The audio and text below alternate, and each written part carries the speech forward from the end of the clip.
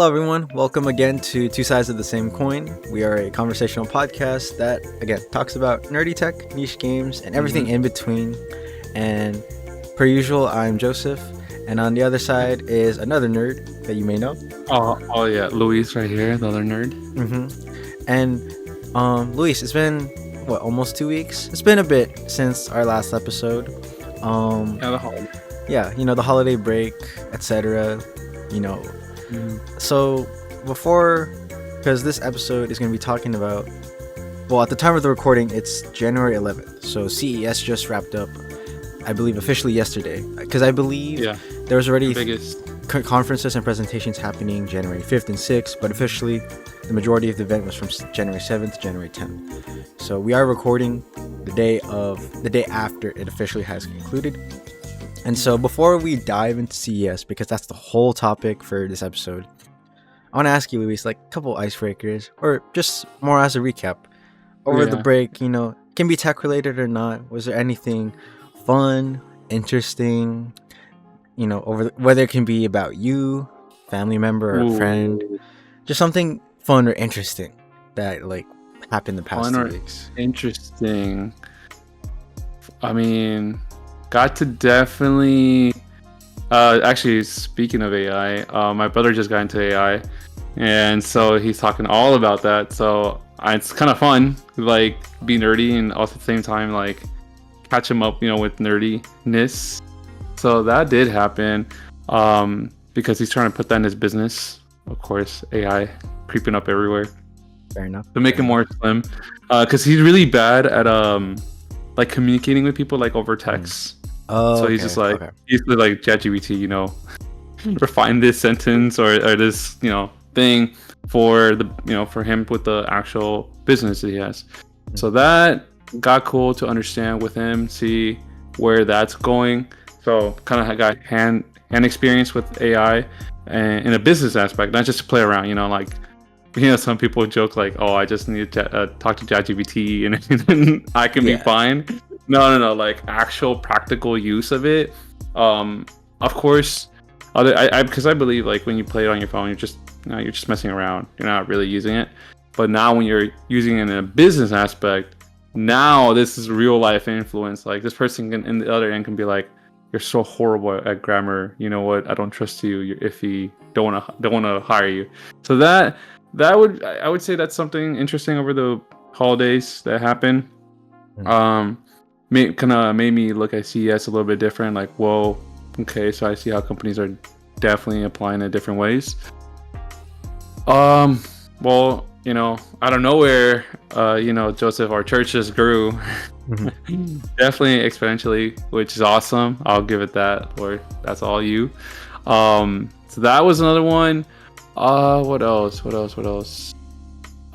Personal growth, I guess, as in getting a little bit to know not more of tech, but more of the actual world out. Sorry, Joseph, to cut you off. What's yours? No. I was just very much because you're saying about how you're trying to grow, right? And then it was outside of tech and stuff like that. So you're pretty much talking about that. Oh, my bad. Sorry, did it cut off? No, I think you're thinking about it a bit. That's why. Sorry, no, it cut off. I was actually talking. Oh, okay. No. So for me, it was going out, yes, touching grass, but actually a little bit more exploring, a little bit more understanding my surroundings, as in not just be at home, be nerdy, but do more camping kind of style, going outdoors, hikings. So that but still, still love my nerd side. I won't change that. But that's what I also learned about myself, I would say, that I want to do, for 2025. Maybe everybody's different, but that's not one to add. What about you, Joseph? For sure. Interesting or fun thing. Well, I mean, obviously, time with family, time with friends. Just be able to enjoy the break, especially before school starts up. For me, in about a little over a week. It was really fun to just kind of slow down and enjoy the important things in life. and also just seeing like the growth of the youth group in church, to just seeing how like our dynamic kind of like works, just because like I think we probably mentioned this in the first episode, but like before probably like 2 years ago, we just knew of each other, but like outside of like small talk, we never had anything other than that. Do we have small talk? I feel like we just like, oh, hi. I feel like hi, and then probably like a couple of small talk, but more so it's just like hi and like stuff like that, the common courtesy of greetings, stuff like that. It wasn't until like later last year, basically like a couple months ago, where it like really took off, because like I think it was on a Discord call where we eventually found out like, oh, we have a lot of common interests, and not just a lot, but like practically we think the same way. Yes, which again to this day I'm so like, what? When you explain things that I know, like another one, what's it called? Okay, Final Fantasy. Yeah, we're gonna get into it. I was like, I always think, dude, he does know a lot more than I thought he did. I still get that, because you can explain even the song correlation, and even though I knew a little about it, you know way more. But that's where it's like, dude, yeah. Going back to when the first time, I thought you knew just like the core gameplay, just enough to just play around, and like, oh, but I don't know the details. But you do know. And then I had to ask judges. I was like, how well like is Joseph well versed in, history and all this? And he's like, oh no, he's really good at it. He really knows. So like, oh, this is why you guys made a podcast. It makes sense. And I've been learning more about you than I thought I knew you would know. I think you're well rounded. To be fair, like I'll give maybe you that. Some sides of me you shouldn't have seen. No, not yet. Not yet. I don't know. Maybe no. I'm saying I don't even know if I know all of them. That's the thing. Some of them are not your fault. Don't worry. Some of them I was under the influence. Let's just leave it at that. No. See, this is humor, guys. This is humor. Dark humor is yours. Just like how I like my coffee. Just like I like my coffee. It's not for the other podcast. What? In the future, I'm just saying. I have signed an NDA. See, I would never think you would be the dark humor kind of person. I don't know why. I never thought you were gonna be dark humor. I thought that'd be more offensive to you. Like I had to be careful what I would say around you. I felt like that because, I mean, pastor child, kind of mentality. It's like, oh, can't do wrong, can't say nothing wrong. So I don't know. Maybe that's just me, but yeah, we got definitely closer and more open about like what we like and dislike and enjoy and not enjoy, all that. For sure. So very similar. I'll give you that. Yeah. We definitely got closer within a couple of months. A couple months, and it seems like a short amount of time, but like now I honestly feel like it made up for the time like we didn't talk at all. That's in my personal opinion. Like we've known each other since what, like the latter half of 2023. But we didn't really start talking until like a couple months ago, the latter half of 2024. It was Pre-CES at first, and then it went from there. Like, oh, so you think the same? Yeah. Not just video game guys, not just video game and tech guys. It something else we definitely clicked on. But I appreciate that. Besides the Lord. Yeah. And it's just fascinating how like, oh, I never thought, and you said it yourself as well, at least maybe if not on the episode, at least when we were on calls, like you said it yourself too, where like you never thought you would find another person to talk about the same things you know of, and like you would nerd out about. And honestly, I was the same way. Like 98%, if not 99% of me, except with the exception of Final Fantasy 7, because Josiah knows a good amount of it as well. I kind of put him on it, and he's like, yeah, I'm invested in it too. But outside of that, like, I really don't have anyone else to really talk about it to the degree like I know it of, and like really want to talk about it passionately. And it's just like, wow. I understand that. That's why I know I mentioned this in the first podcast, but like very first time, and this to all listeners, I was starting the Discord. I didn't join the Discord just because, you know, it was one of Judge's or other friend that just forced me, kind of like, not forced me, but convinced me. But Joseph's brother here, John David, converted me to Discord, and he he convinced me. So I was like, fine, I'll join. It's not like I never use Discord, but it's like I just don't like to socialize, guys. That's another thing for 2025. Hopefully change. So that's why I was quiet that whole entire chat, because first of all, who knows about Final Fantasy most of the time? Let's be honest. Like they're gonna be like, oh, I know COD, I know Fortnite. Oh, great, the most generic games, you know. So that's why and this again, guys, they were giving lists about who is who from our church, and I was quiet. I was muted the whole time. I was laughing. I was like, oh no, that person wouldn't fit that. Yeah, I was just no way involved because I don't want to have a character, and I didn't want to spoil anything either. I didn't want to be like, oh, what about? And then you're like, wait, who's that? So that too. Yeah, I didn't want to spoil something that people didn't know, but at the same time, I didn't know if you guys were. What if you guys really weren't into it? You know, to Final Fantasy, you guys could like know the bare minimum. You know, like okay, then I can't tell you guys all about it. So Dang knows, you know. So I was like, okay, cool. That's enough for me to say, hey, this happens here, or hey, you know, this happens when this happens. Like, yeah. And when you stream it, so that's why it's just rewatching it. Honestly, just rewatching it, like my third time again. So I'm like, I'm good. You know, most of the time I know already.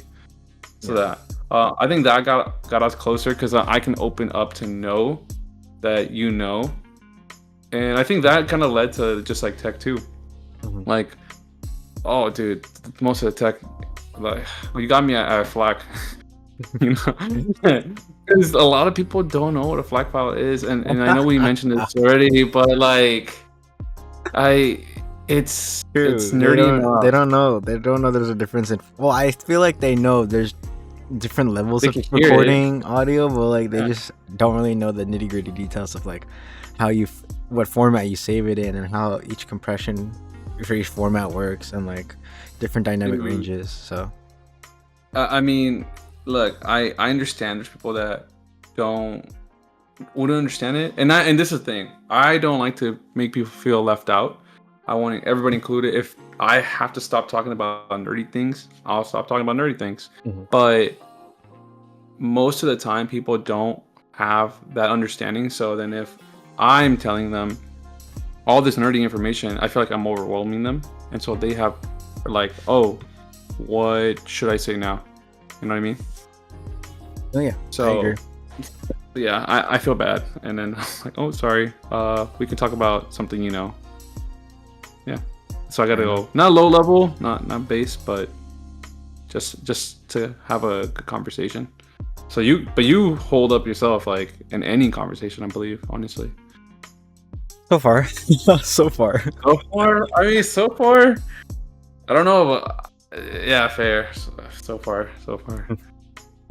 But I think we're just learning, and like the fields we like even with this podcast, we're still learning on what we want, and we're actually interested in it. We're not like bored, you know, because you can play it off and then we get bored and we never want to do it again, or watch it or play it or whatever.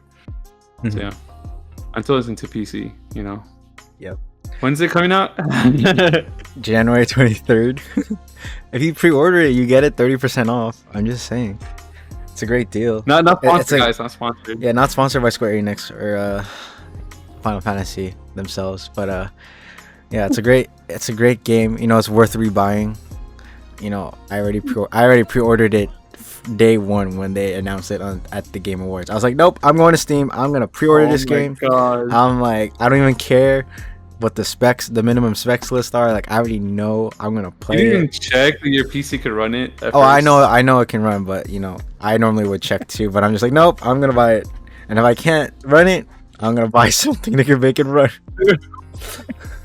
So you But had no, to. this game can work. I know this game can. I mean, this rig can run it. This rig would run it.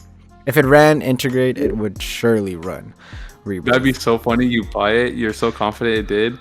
Find out a spec is off and it runs so bad, and you're like, No. I have to spend $1,000 to fix it.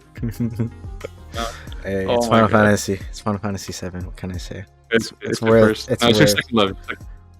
Yeah, it's my second love. But yeah, so with that, Luis, one last thing I wanted to ask, and this is now segueing still. Oh, it's still keeping in tangent with like something in the past, but now kind of segueing into tech before we really talk about CES. Is if there's anything within the past week or a couple of days or maybe 2 weeks, something you saw interesting, perhaps on a news article, a YouTube video, or somewhere from social media or word of mouth that was interesting news regarding tech, whether it be like AI, chip manufacturing, or just something along the horizon of a rumor, like a future update, whether it be software or hardware. It can be like a rumor or something currently being produced, or like it's already out there. To be fair, I'm politics. I do keep up with it. What's it called? Qualcomm and what's it? TSMC. Pretty much they're going to the states of Arizona to like improve on chip manufacturing, which is interesting because we would get technically the best chips on earth. To be fair, so I did see that. That's like years ahead of its time right now. They're breaking that, but there's deals being based on how to get that in the states and then operate it and then have legal rights to have them under U.S. kind of law as well. So pretty much then they can just take over. So that made me think of like the future of like, oh man, so is there something going on there that people are looking at too? So that other things other than like politics, I got more interested in AI. Yeah, again, I didn't. This is before CES. Before I knew CES was going to talk all AI. I thought it was going to be just now and then, but it became all like quantum physics, pretty much. Where does that fall in with AI? And yeah, more for the future for sure. Guys, just letting you know, we just scratched the surface of AI. This is nothing. So that I did see that articles rumoring that literally it will have to have even kind of more buffier phones, pretty much, like with specs, because the specs we have right now, like my 15, yes, Apple does pretend it has AI, but no, it's not. So more better phones. So the future of tech is definitely something I'm gonna have to keep up with, and love to keep up with. So I did see that, and nothing other than that. Honestly, nothing like crazy interesting. I was just more waiting for CES to like blow me away, but our insider was underwhelming. For me, it would be it's a hardware it's a hardware thing. We talked about before, not on the episodes, but just you and I like brainstorming, like even prepping before the first episode. We were talking about like if there's something we would change in a smartphone, or like the one thing you want to have smartphones, like you want to see in smartphones that will like be a really like big upgrade. And for me, it was the battery, right? Battery life. Of course, it's been a long discussed thing, and I'm not the first one to be vocalizing it.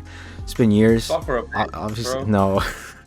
But I've always, and to state it formally, is I've always taken issue with how phones would always have these incremental upgrades, whether small or big, in like cameras, to the hardware, to refresh rates, to the internal transfer speeds, and perhaps even size, internal storage. Sure, we've made all those incremental upgrades, and even RAM, processing power, Snapdragons, sure.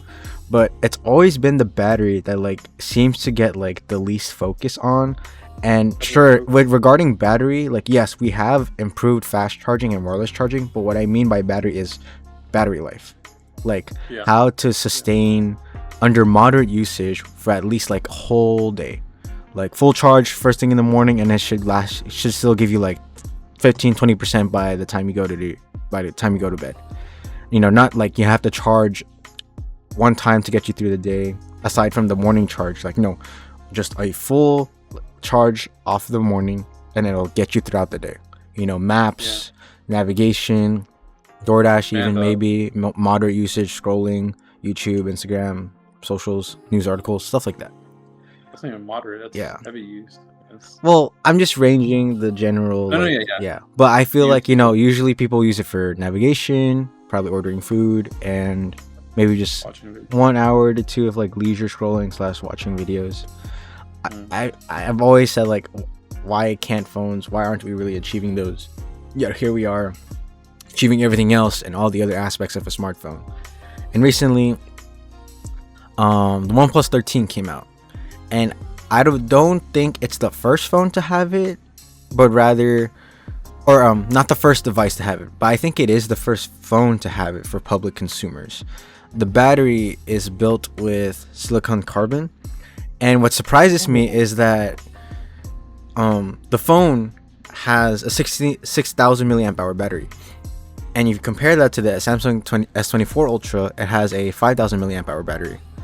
And what's crazy already about the S24 Ultra's battery life is that it'll get you through more than a day under moderate use. And you know that phone's really big, and if you max it out 120 hertz, you know, quad HD, still it'll get you through a day. But what's fascinating about this material with silicon carbon, it not only allows to have the battery much thinner, so it'll also make the phone a little bit slimmer, but also usage wise, I've heard reports, and I've seen reports too, where people were saying that it'll last them for like 2 full days on a single charge. What? Single charge. And I'm like, wait, this is actually very promising.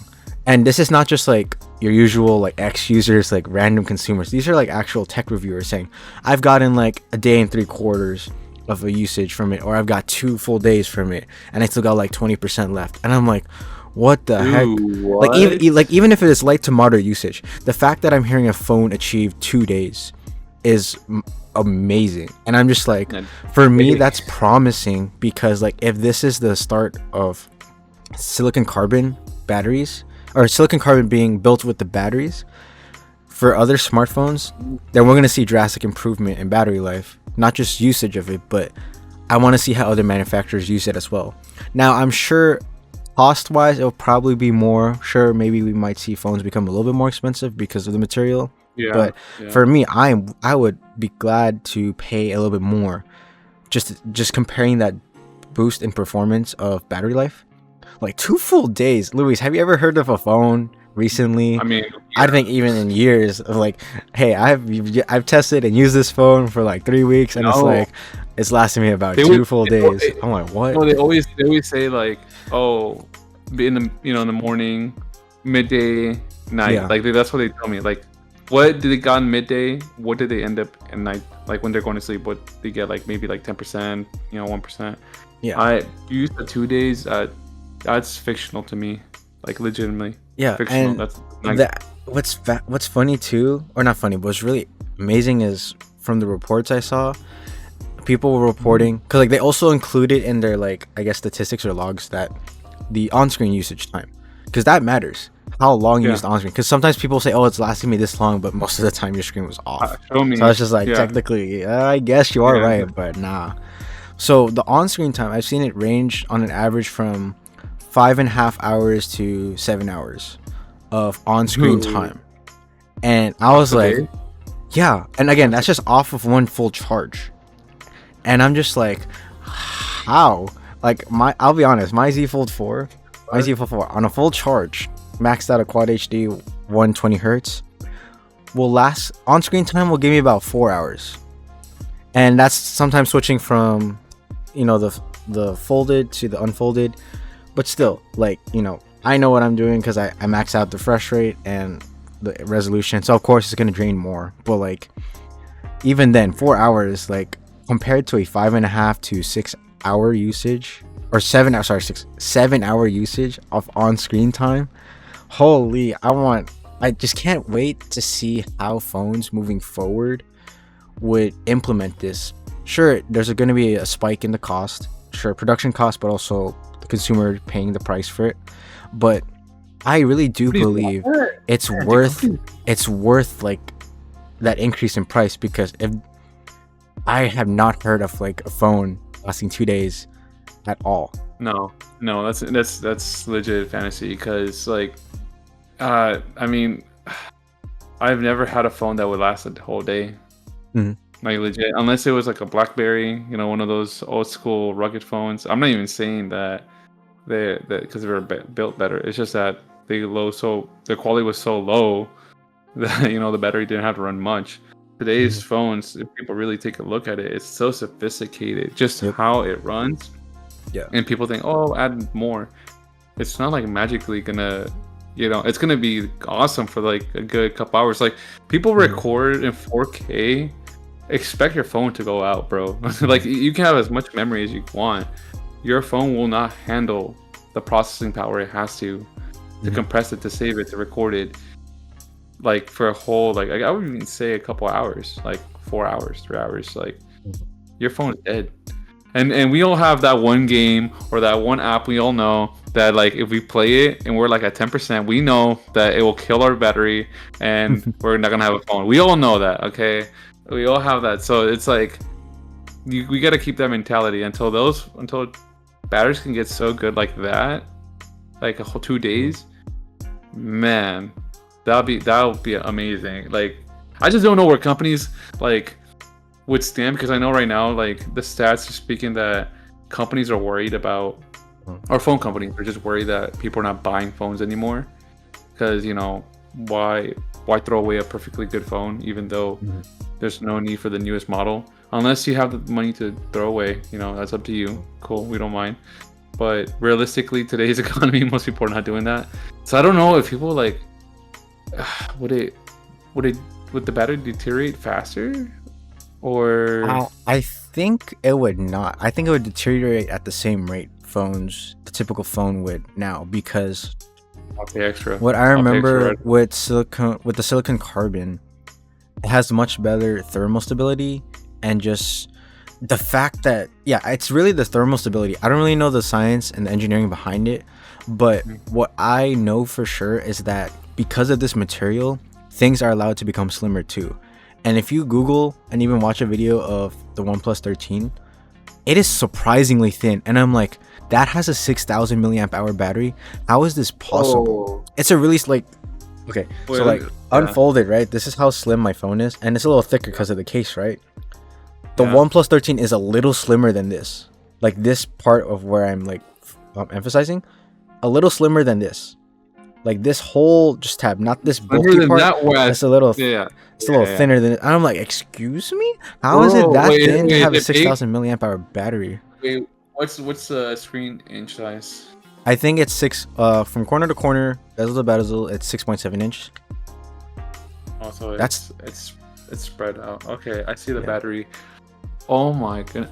I mean, that's obviously not like a 5, but that's grippable. That's still but still, because like, if you look at the S24 Ultra, that's a 5,000 milliamp hour battery. It's a little thicker than the OnePlus 13 Pro, because when you get a bigger battery, you need more space. So obviously, I was so shocked to see that the 13 is that slim and it has a bigger battery capacity. I'm like, how? And then that's when I found out, with this new material of silicon carbon, not only do you have better thermal stability, but also it'll allow things to become more compact. And I was just like, this is fascinating tech. And I already know it's been being used in other devices, but I think OnePlus has been, and I could be wrong, but from what I've seen so far, it's been the first phone to use it. And I would not be surprised if more phones moving forward would use it. I have to look at this, because this is too interesting to... It is. It really was. Down. So I was like, wow. I think we're getting to a point where the batteries are actually going to improve. Okay, sorry, Apple users. We're gonna get into the year 2040 as like I a saw feature, someone okay? I saw someone comment about the silicon carbon. I can't wait, as an Apple user, I can't wait to use this tech in like 10 years. I was like, Yeah, no. no, legitimately like that. It's like you know how they always brag about like, oh, look at this new feature. Like, dude, what's it called like software features. It's like, guys, Android's been having this since like 2012. Why are we thinking this is so cool now? When they got picture in picture in 2021 or something, I was like, Well, we got oh, more. so we No, got we got more picture in than five picture in Zoom. 2015, bro. Oh my gosh, when people got so excited over 5 Zoom and then they went what 5 then 10 and then now it's at I believe 50. I think it's not like 50. Yeah. yeah, I was was like, like, oh, guys, this is not new, okay? This is not new at all. have you Don't seen the be happy 100x about this. zoom on the Samsung That's S22 Ultra? bro, you're gonna get the battery. We're gonna get an upgrade. They're gonna be like, yeah, I can last you 2 days now. It's like, so every other phone. Every iPhone with I a mean, power bank right now is crying in their room. Their no, dude, MagSafe no, portable chargers can't save them anymore. no. You know how it's gonna start? It's the companies that you know how they get the case. You get the case first, and then Yeah. like they have it on it. They're gonna be like, yeah, buy this case, and it'll last you this many days, right? Oh And my then gosh, I Apple, saw like, you something know like that what, at CES. Ah, bro? Oh no, dude. Oh, CES has a bunch. I don't know why I heard so much Apple, like Apple this, Apple that. I'm like, bro, is Apple showing anything? Apple wasn't showing nothing. And it's yeah. like, oh, it's just a bunch of freaking little accessories. That's all it is. I feel bad for them, dude. Whoever's doing, like, because you're right. Any power bank company that depends on Apple to make money and they see this, maybe Apple could be ballsy and be like, you know what, we're going to put it now. But I'd be fearful. I'd be fearful because give me 10, 20 years, you know, Apple decides, you know what, let's put this feature that everybody's complaining about. Like big phones, remember when they were just like 4 inches? Yep. Like, and then everybody's like, man, Samsung's doing big phones now. I kind of want that. Now Apple just got into it. Batteries now? Oh, dude. No. It's so interesting. I definitely am going to do more research on it too. It's just so fascinating how it's able to slim down a phone build and like still maintain a high battery capacity. I'm like, man, we're hitting that point now. Finally, I'm like, it's been a long time. Yeah. I'm gonna wonder how long does it take to charge. I mean, to be fair, if it dies, I guess most people would just charge it at night when they're going to sleep. They're like, you know what, I'm not gonna even use it. I would not be surprised if fast charging is like how you charge it fast. I mean, of course, again, the science behind that, it would deteriorate the battery faster because of heat. But then again, as long as you charge the phone, it's gonna last you like over a day, unless you are watching a YouTube video at 1080 constantly. It'll last you a day on moderate usage, at the very least. But you're gonna be watching a whole video a whole day like that. I mean, nah. I would say, man, I'm trying to think of any negative that can't. I mean, fast charging, but you don't have to because now it's a day. I'm just thinking that one person that gets so comfortable with that, like charging, right? It's like, it's always available. Don't worry. And then the one day they don't, it's like they turn on, they look at their phone, they have 1%, and they're like, I didn't charge this one for 2 days ago. That's the only bad thing. Cause like, you know how when you get comfortable with one thing and it's always there, there, and then the one day it's not there no more. It's like, wait, what happened? So like, I'm assuming it's just gonna be like a normal battery, not normal, but like last longer. 2 days, man. I think this is just like the tipping. I'm pretty sure it's just like a test phase right now. And then they're gonna find out, oh wait, we can do way much more. I would not be surprised. And honestly, if the actual numbers are a little less than what the people reporting, as long as it's still over a day, that's an improvement to me, because hardly any phone can last the whole day on a single charge. We don't get that at all. Like if I were legit using, I don't know about you, but like sometimes when like I go certain places and I know I won't have, you know, chargeable access, I'm kind of self-conscious of what I use and not use. It is annoying. It's like, dang, I can't open this app, or I can't be on this app too long. because of these reasons, it's gonna, deteriorate the battery. So like I'm kind of limited, and I have to start, keep thinking like, and then check. Oh, I only have 12%. Okay, I can only take a certain amount of calls, like, or in the call I can only last this long before I go out. So, 2 days that would be amazing for any day. With that battery, I digress. There's so much more I can talk about, like predictions and like thoughts about it, but just the fact that it exists and it's being implemented already is pretty promising. But of course, that's not the main topic for this episode. With that, now here we are talking about CES, and it's split into 3 categories for the both of us. Basically, I believe you also have the outline, Luis, but pretty much it's Pre-CES, Intra-CES, and then Post-CES. And what those mean basically is before CES, during CES, and after CES. Of course, with after being like, we're pretty fresh off after CES, but there's a lot more time to have formulated like our thoughts pre and during CES. So we'll start in order chronologically. So pre-CES, Luis, if you have like, what were your thoughts and predictions going into CES 2025? Because we know for sure, we already both knew AI is going to be one of, if not the most talked about topic at the event. That was a given. Yeah. There's no doubt in my mind and in your mind it was not going to be talked about. It was going to be happening no matter what. Yeah. Before, I wasn't expecting so much. I knew it was going to be, like you said, AI, but I didn't know it was going to be so much. I was really open-minded. I wanted to see, I didn't want to assume what companies were going to do, like with new concepts of whatever they wanted to do, not with just AI, but like bring up to the market. So honestly, I kind of put myself as like one of the viewers, like what would I expect from CES? And I was kind of underwhelmed. I don't know why. I don't know about you, Joseph, but I really was expecting a little bit more.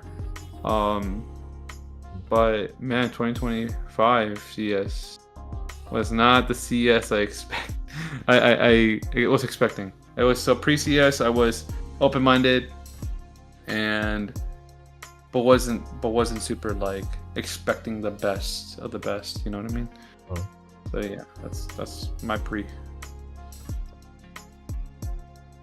I'm in a similar thought as well, similar place, because given already AI, it's been talked about for a couple of years.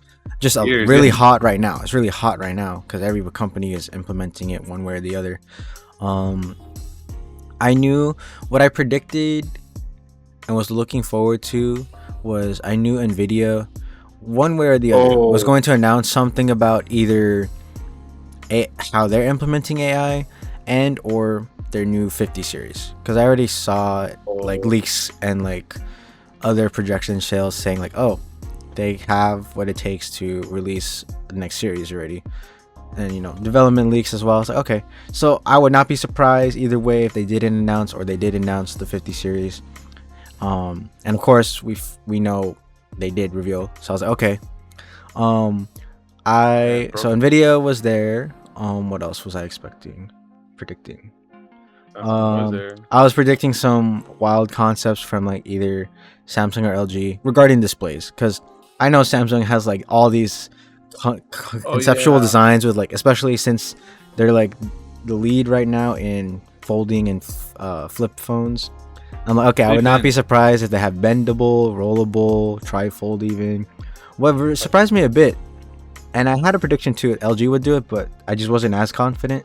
But they did. LG had some sort of it, and they had this like laptop, which is like 3500, where it rolls out and it extends from like I was like, it's an interesting concept, but would I buy it? No. No. Yeah, the way they sold it was so underwhelming. I'm not saying that the text has to speak for itself, but it sounded like they weren't even confident in what they were selling.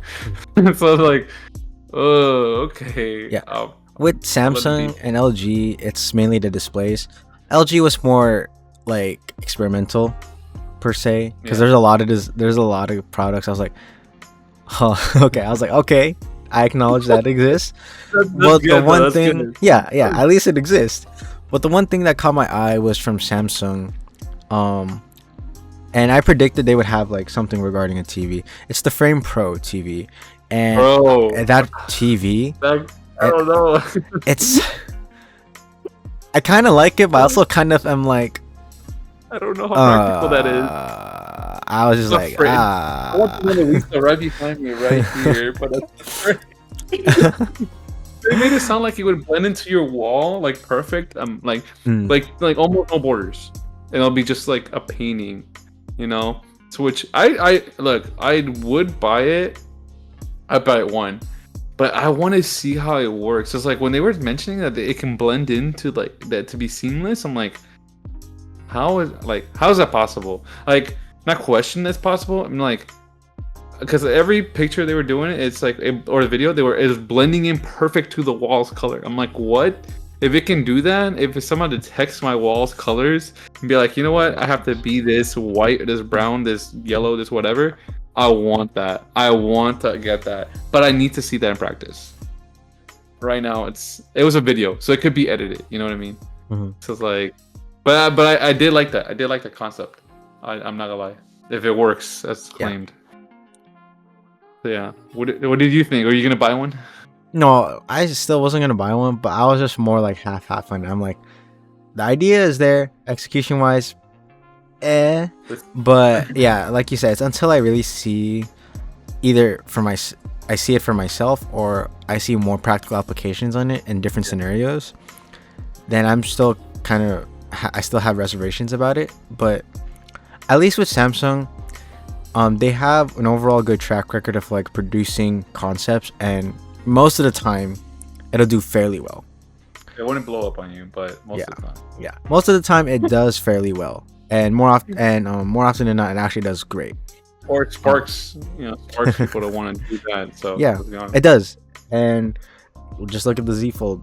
Like, sure, it had to fail first, but like it got other companies and manufacturers to get on the wave, and No, if you saw, the phone was supposed to not even be like that at first. The Z Fold was not. It was very experimental. It was very experimental. Yeah, it was so. But it did need to fail, so that it could succeed with the iterations. And honestly, they needed that rep. I mean, either way, they're getting rep for it. It's just that with the first one, it was kind of bad. It was just like, but you are getting the impressions and engagements of like people talking about the company for sure. No, but it's good. It's good that they get that, so they can like, okay, we do have to work on it. Like like because then you're having the criticism.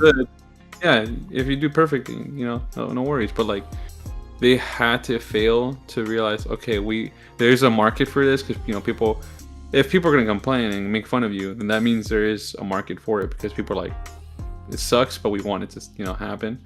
So I'm pretty sure once they got all that back, like, oh, this is horrible, a bad idea, well, at least people are thinking about it. It is something they want.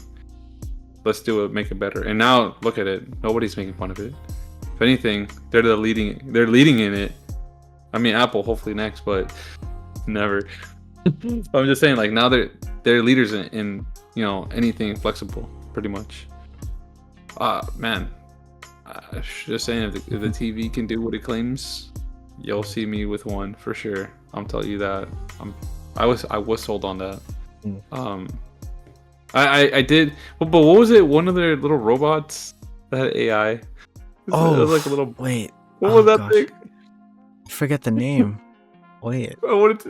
I just know it had AI. It could just roll around your house, and I'm like, I know. Oh my gosh, what is the name of that?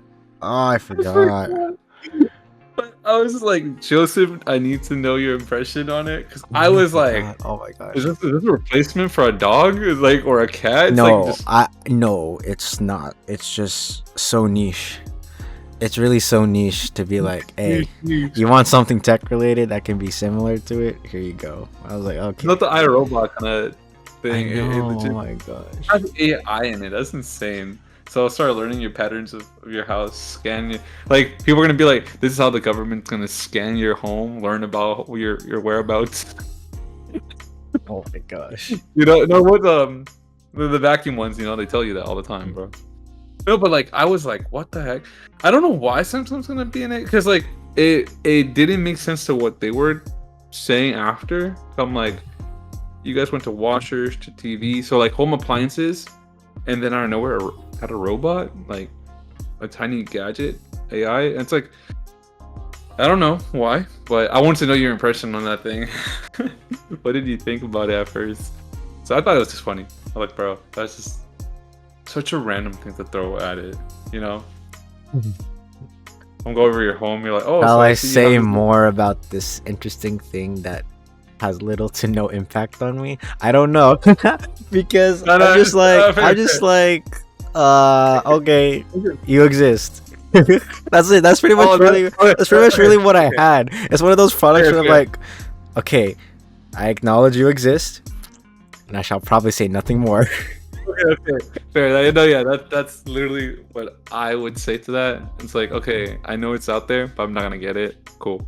Okay, I just want to know. I could probably talk about the tech in it or whatnot, but I'm just like, yeah, it's still not enough to justify me even trying to talk about it, because I'm just like, oh, I feel like any like nerd or non-nerd would just be like, oh, that's interesting. That's it, you know? No, yeah, that was my impression. I just want to know, like, did you think like, would this be something I would have to use eventually, or no? I don't think so. No, you're not. Making sure. Okay, I want to cover everything on that. Aside from AI, another AI with just the same acronym is the automotive innovation regarding cars, smart cars. For example, I know I was predicting something from Honda. I was already like, okay, because Honda has those track records, and so far I've been liking the stuff Honda's been presenting. Honda's leading. Honda's good, actually. I was thinking of what else? What other car manufacturer?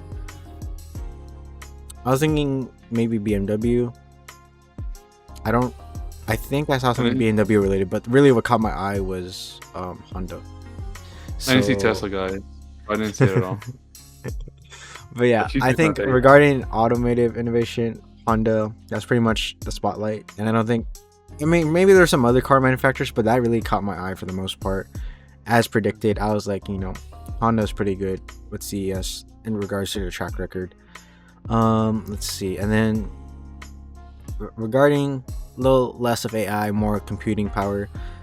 Of course, again, Nvidia, you have Intel, but mainly Nvidia with their 50 series. And there's something else I'll dive into a little later that I did not actually quite predict. It was during CES that I found out. I was like, oh, this is interesting. I'll dive more into that a bit later. But and then displays, like displays as in TVs, whether it be concepts of smartphones or some really weird laptops. And we already kind of mentioned it, like LG has some, Samsung has some as well. But I already predicted the CES is the place to show off a lot of its concepts, and the other part of it is like either renders meant to be produced later or sometime, but either it's like concepts or they're like actually going to be released. I feel like they want to know if people are gonna even buy it, like the concept. If you're making this concept and if nobody's interested and you have a final product, like you need to know if somebody's gonna at least want to buy it. Like, it's kind of like testing the waters with your tech, seeing if people not gonna give obviously the tech to some other company, but like, look guys, this is what we're doing. Is this interesting enough? And if enough viewers, enough people react to it, you go like, yep, that's the thing we should be making right now. You know what I mean? Yeah. But those are my thoughts in predictions pre-CES. Like I already knew mainly AI, and then I was really interested in smart cars, like automotive, that side, and then displays and left field / out of this world concepts. But yeah, anything else, Luis, regarding the lead up to CES? I think that's exactly where I'm at, where I'm open-minded to any wackiness. Of course, a robot that has AI, fair. Let's go to that. I feel like displays were such a given, though. Yeah, it's like going to McDonald's and not expecting French fries. Like, you're gonna see it. It's like it's just there. So I feel like for me, displays got underwhelming because having so many around my time, it's like, okay, I'm just gonna. What is there to impress me of a display at this point? Maybe something maybe it could be like actual changes like the thinner bezels, like how thin you can get. Like that's already been tested so many times. LG, but it's interesting, but not as interesting as I would think. I just want the wackiness. Like even like when I don't know if you saw it, but like now, literally there was this booth. I forgot the company name, but it was all about battery. They didn't talk about what you were talking about, which I wish they kind of should have been talking about. Not gonna lie, but they were just putting like batteries on like suitcases, for little cars, for like when the little kids have those like no, but those like things look like for adults at that point. Those little tiny cars. They actually made it a foldable scooter, which was pretty cool because everybody's asking how would you like it's more foldable than the one I even have, and it's like how would you break it down where it can be in like an actual luggage and then transport that, not just have to hold it in your hand. So it was because how do you manipulate the battery enough to make sure you can fold it, because you obviously can't fold a battery, that'll blow up on you. So that was an interesting one. Saw a lot, which I expected. A lot of like little side gadgets. Oh, this is our new, protector for this phone, and also, this is our new case for this phone. It's like, okay, cool. So predictable things, but then we get the little wacky things where it's like, oh, AI is gonna be in a washer now. Oh, never think about that, but okay, cool. Nvidia, yeah, their presentation was cool. I'm not gonna lie. Some surprises, and I was more interested. I'm not gonna lie about is where not AI but like the chip manufacturers. I'm like, you guys are the ones that if you guys are not improving, for sure most companies are not gonna improve. So that's where like I guess the equivalent of displays would be for me. It's of interest. It'd be, let me see what these manufacturers are doing, because if they're leap ahead, then that means a lot of new things are coming. But yeah, that was kind of like my pre as well, adding to it. Yeah.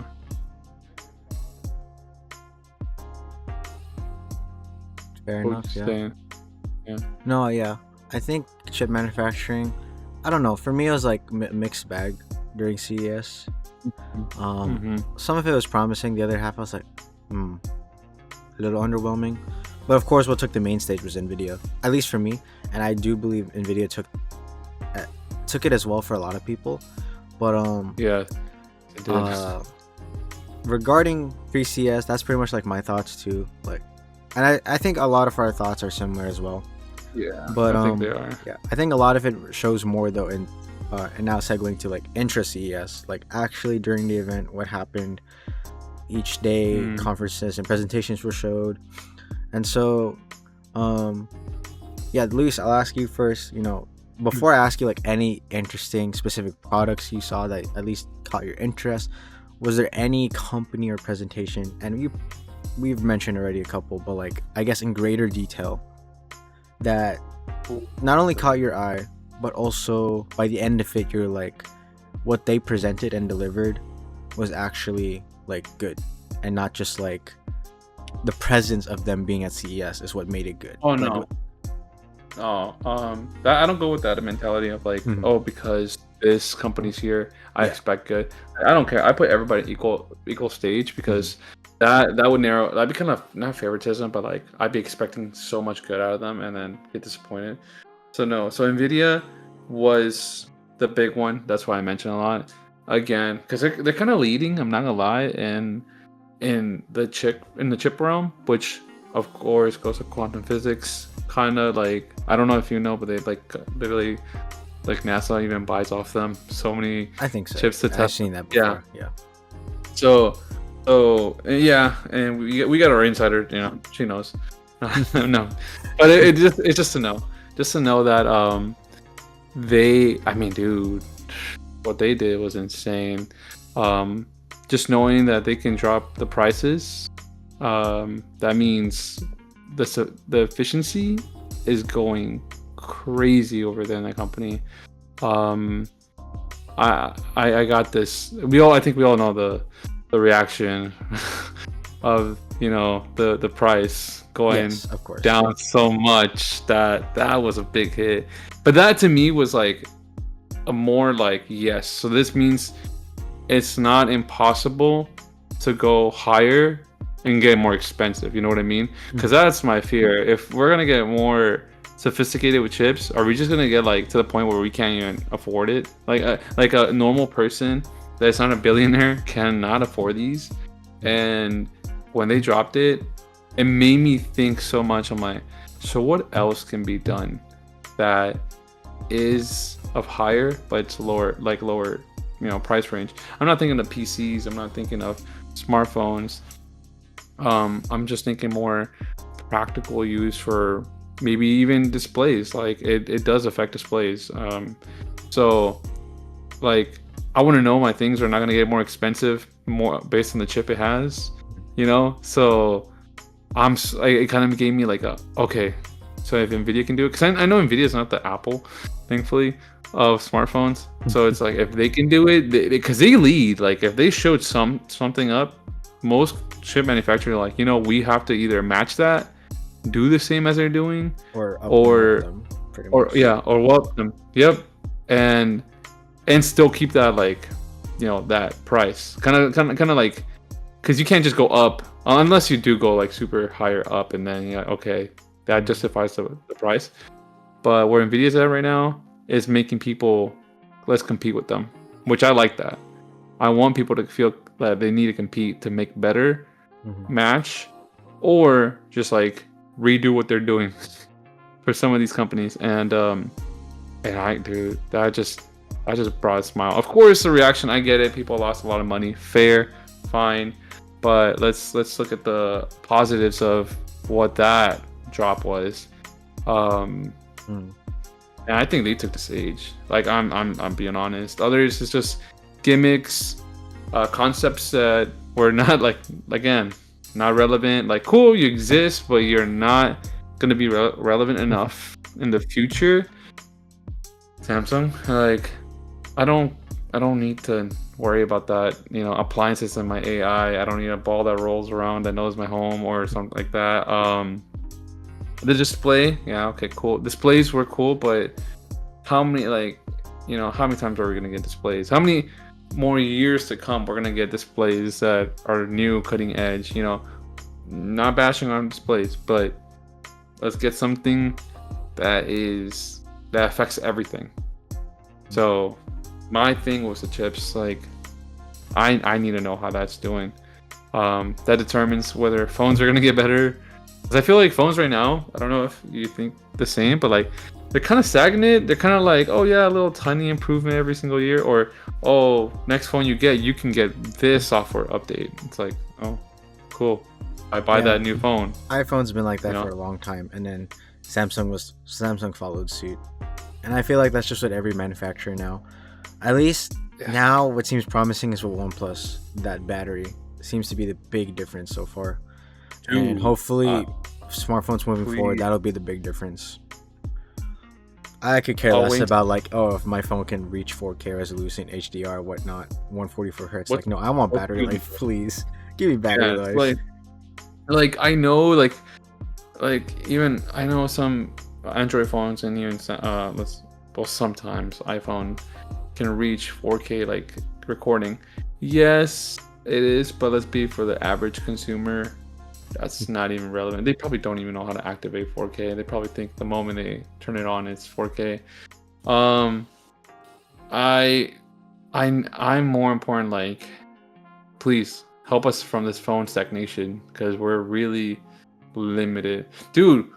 Oh my gosh, an updated chip, great chip with a good battery, like unlocks so many more potential, so many capabilities to do with the actual phones that we have now.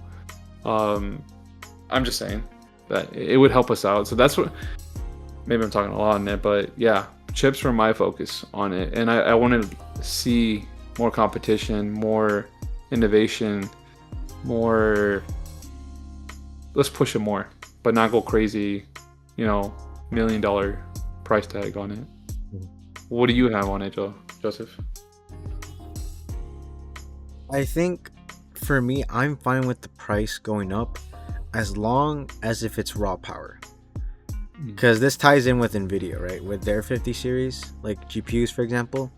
I'm like, great, you know, the 5070 can have the processing power as a 4090, but people seem to are not able to glean over the fact that like that's because of DLSS.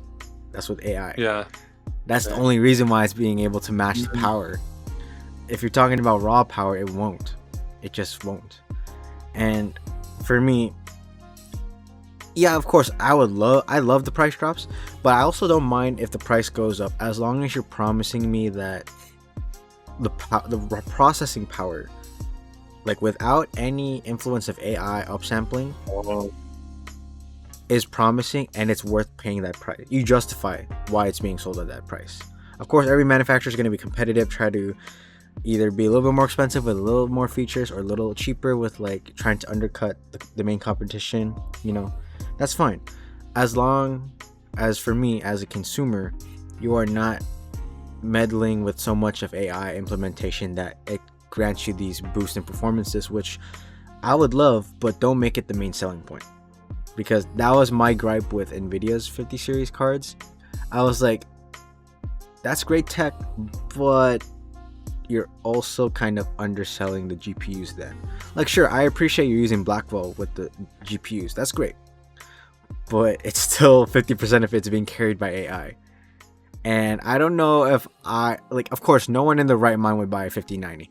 But even in the hypothetical sense, like, I don't see how AI actually helps it with someone purchasing a 5090.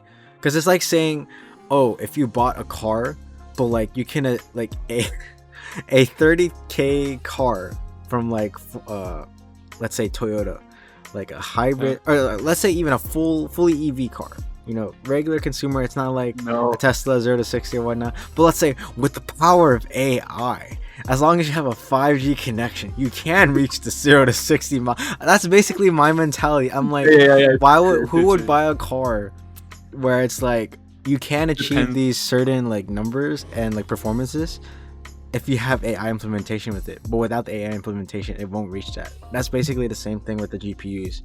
And sure, it's given that like a lot of people will have it as like at their home and like they have the Wi-Fi and the internet to connect to it. I'm like, sure, but I still would like a raw performance. Yeah, I want raw power. Because like in the case where like I want a game, let's say you are really nitpicking and like you want to play a game with like the most optimal performance possible, like you cut the Wi-Fi out, like literally nothing else connected to it except your peripherals, like literally that nitpicky, like you can't do that because, well, you can, but then you're gonna get a performance cut because AI was helping you. So that's why regarding chip manufacturing, I know there's that direction as a possibility, but for me, I would still prefer the raw power along with some AI integration, but I don't want that to be the selling point of like, look, we can achieve these numbers and sell it at a much lower price. And I'm like, no, you can sell it at a lower price, but you're not giving me the performance at that price. That was basically my gripe. More so with Nvidia, but just in general with chip manufacturers, like, give me the raw performance, please, because at the end of the day, no one's gonna buy something where you need AI constantly. Even if we are shifting to a potential scenario in the world where AI implementation will be more constant than ever, I still want a phone to be able to take photos without having being connected to the Wi-Fi. Like just that kind of scenario, for example. I don't know if that's your same thoughts as it, Luis, but like no. I agree to that. I would say, man, I feel like no, but you know what? At the same time, the impression I got is they needed a reason to have AI. Because think about it. That's why it's a given. It is a given. Yeah. It's just that I feel like the way they integrated it, again, more so Nvidia, but I feel like also other manufacturers are like using it as like a gotcha, or like here's the marketing way of like trying to pull you into like buying there. It's like the same thing with movies, right? Where the type of movies where they say, oh, we all filmed it in real sets and like all practical and like no CGI, and like I'm no, it's just hidden. The CGI is hidden really well. And then they're just saying that because it's a marketing tool to hook the audience, right? So that's what I'm thinking with them, the manufacturers, the chip manufacturers mentioning AI or even implementing it. It's more of a hook to get the people interested in it, and it's less of like, oh, we're actually using AI properly. It's like, oh, we're using AI to really boost your performance, but the raw performance is not quite there. So I'm like, okay. But yeah, you were saying. No. That makes sense. I'll give you that.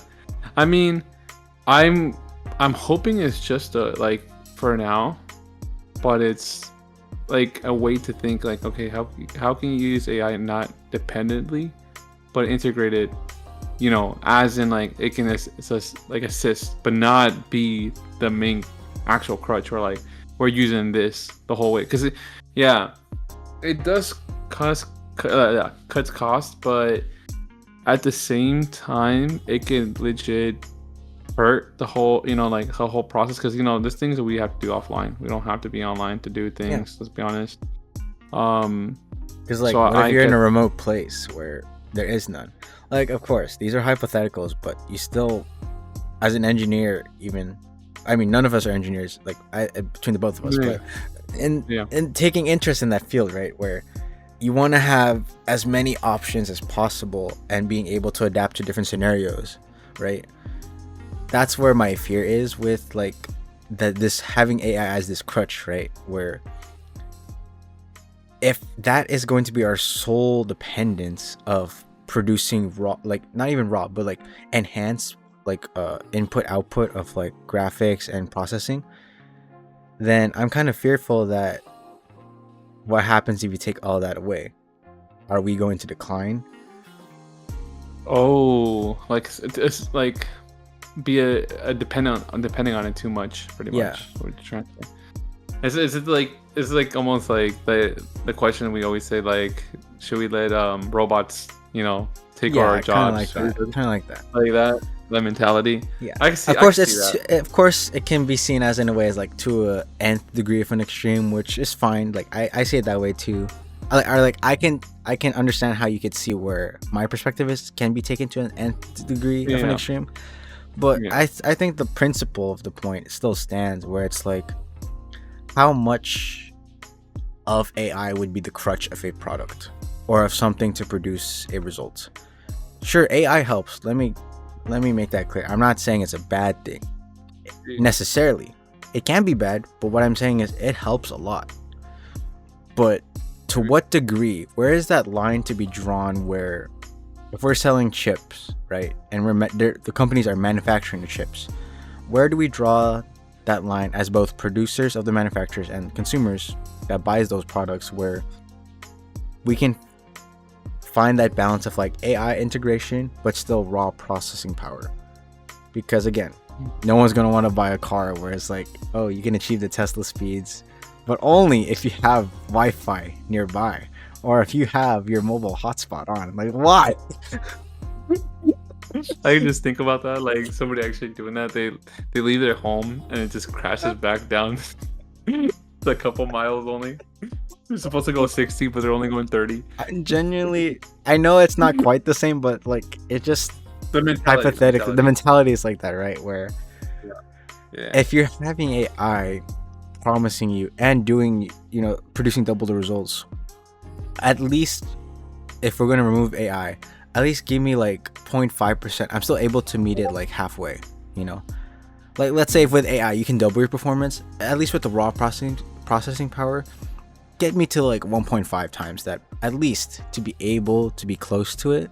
Of course, AI is going to help you reach those higher feats, but still, it's nice to see what the actual unit can do. I don't even know if people. Honestly, I would like to know more perspective on that for people. Like, was that a reaction where it's like, heck nah, like I don't want that, or do I want it? I want to know. Like, I'm gonna have to look that up. What's genuine like overall reaction. Because I don't know if you do this, but like I check what people think. It's like reading the comments. What is people's idea on this? Like, is it a no? Is it a yes? Is a I'll buy it, maybe so, no, you know, like, because genuinely the reaction at first I got was people were like, what, we can actually do this now? Like, they want, I'm pretty sure people are gonna buy it, but because the price, I mean, what was it, 550, 570? Yeah, it's fine. Like surprisingly, that's what shocked me initially, the price. It's a good, it honestly is a good deal for MSRP. I'm not gonna lie. I would say worth it for somebody that hasn't had it yet. Get the taste of it, but because I know it's hard to spend like 1,000. Oh yeah, there's that too. Because like, who in their right mind would spend over 1,000 for a graphics card? Even like, let's even limit it to that, right? Or like a CPU, for example.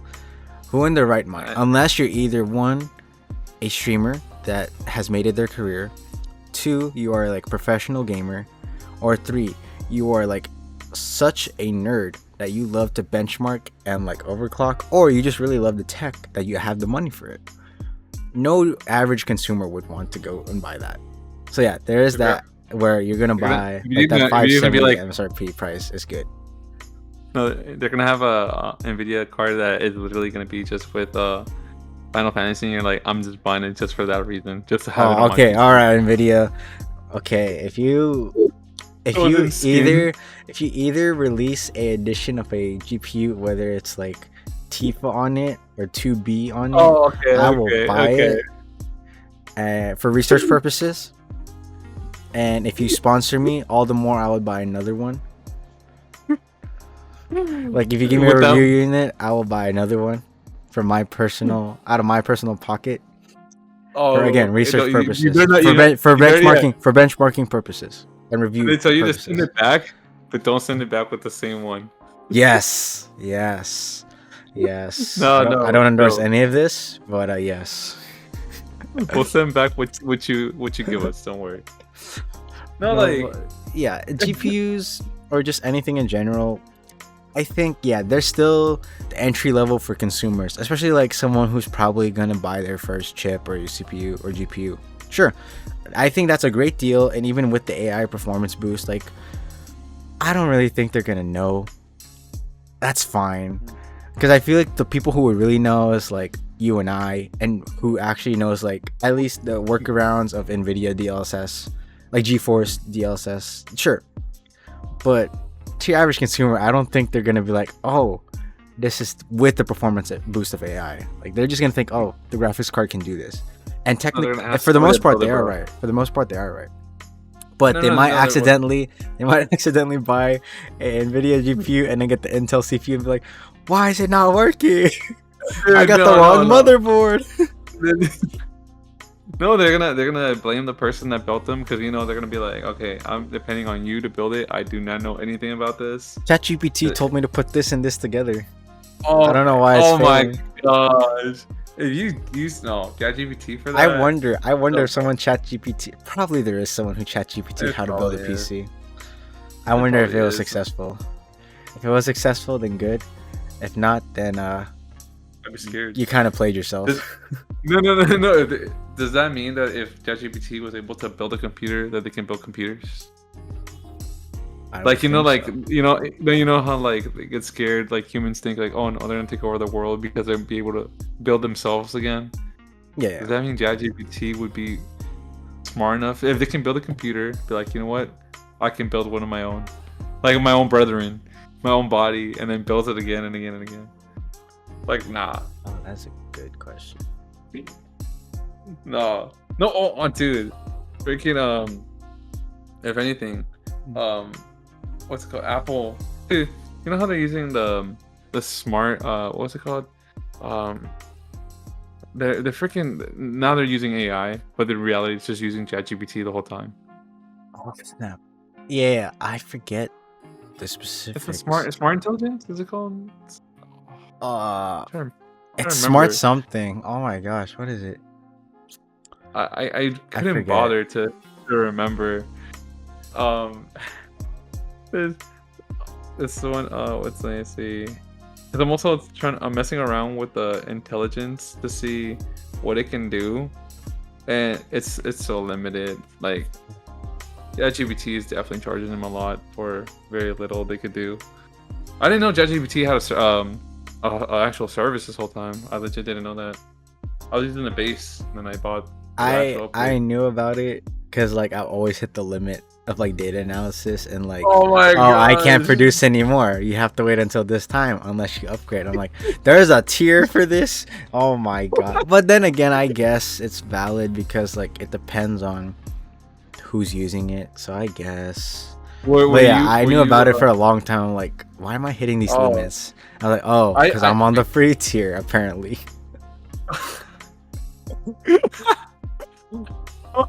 Were you using it for school? Are you admitting that you were cheating at school? Don't lie. No, because sometimes like when I want concise information from like a video, like I'll ask it either like here's the like I'll download the SRT file for the captions and I'll be like disregard like the non-fillers, like the filler stuff, and give me like just the actual content for what I was there for.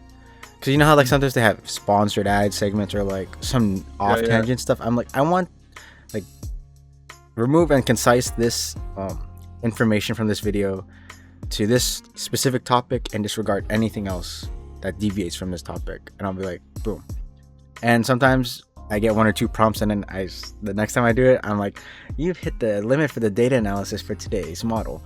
Please upgrade. Please wait until tomorrow at 11:59 p.m. or upgrade to one of the tiers of ChatGPT. I was like, there's a free tier for this? What the heck? I didn't know. I legit did not know it was tiers. Yeah, I hit it recently this week because I was playing too much, and I'm like, bro, there's actual tiers to this? Oh my goodness. That's why my workaround is you just have multiple emails, make multiple accounts, and once you hit the limit on one, you switch to the other, and you keep doing that, and you know. Until you hit all of them for all the limits for all the accounts, then you actually just have to wait. Dude, but yeah, that's how I do it. Just go around.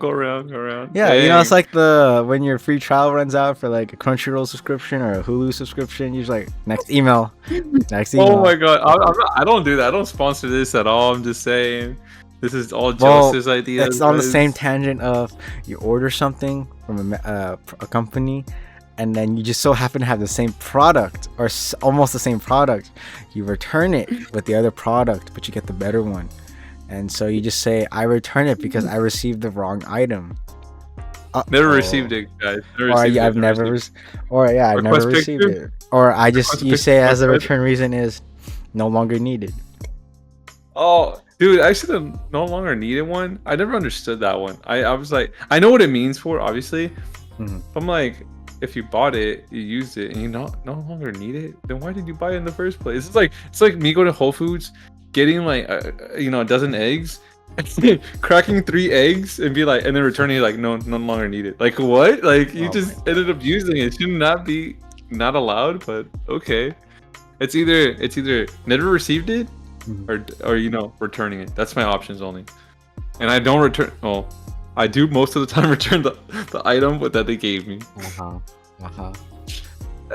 Joseph, see, this is how we're similar. We think alike. Like, sorry, no, like my AirPod case, right? I take the AirPods out and I just give them the case. I'm like, no, it never came with the AirPods you promised. Fair enough. This company is very nice though. I'll give them that. Yeah, this company, man. They should get into chip manufacturing. I wouldn't be surprised if they did. They actually are. They did it. Like full blown high level. Yeah. Like they're competitors. So right now, I know there's server competitors with Microsoft because they got into like AMS, I believe it is. And now they throw dumps of servers into the ocean. That's what I was hearing because there's no way to actually cool it off completely, so they just throw it in the ocean, pick it up, and then they dismantle it. But I was like, wait a minute, and then I looked up where they host. They host Disney Plus, Crunchyroll. They run some Microsoft servers, ironically, because Microsoft doesn't have enough servers, so they run like big corporations. Like, hey, you need servers? Here you go. We got a ton of servers right now, and I'm like, that's what I'm thinking they're gonna do with chips. Like, oh, you need some chips? We got some right now. So like, Amazon, you're pretty cool. I'll give you that. Pretty cool. You don't need more headphones. If I got some, you don't need the money.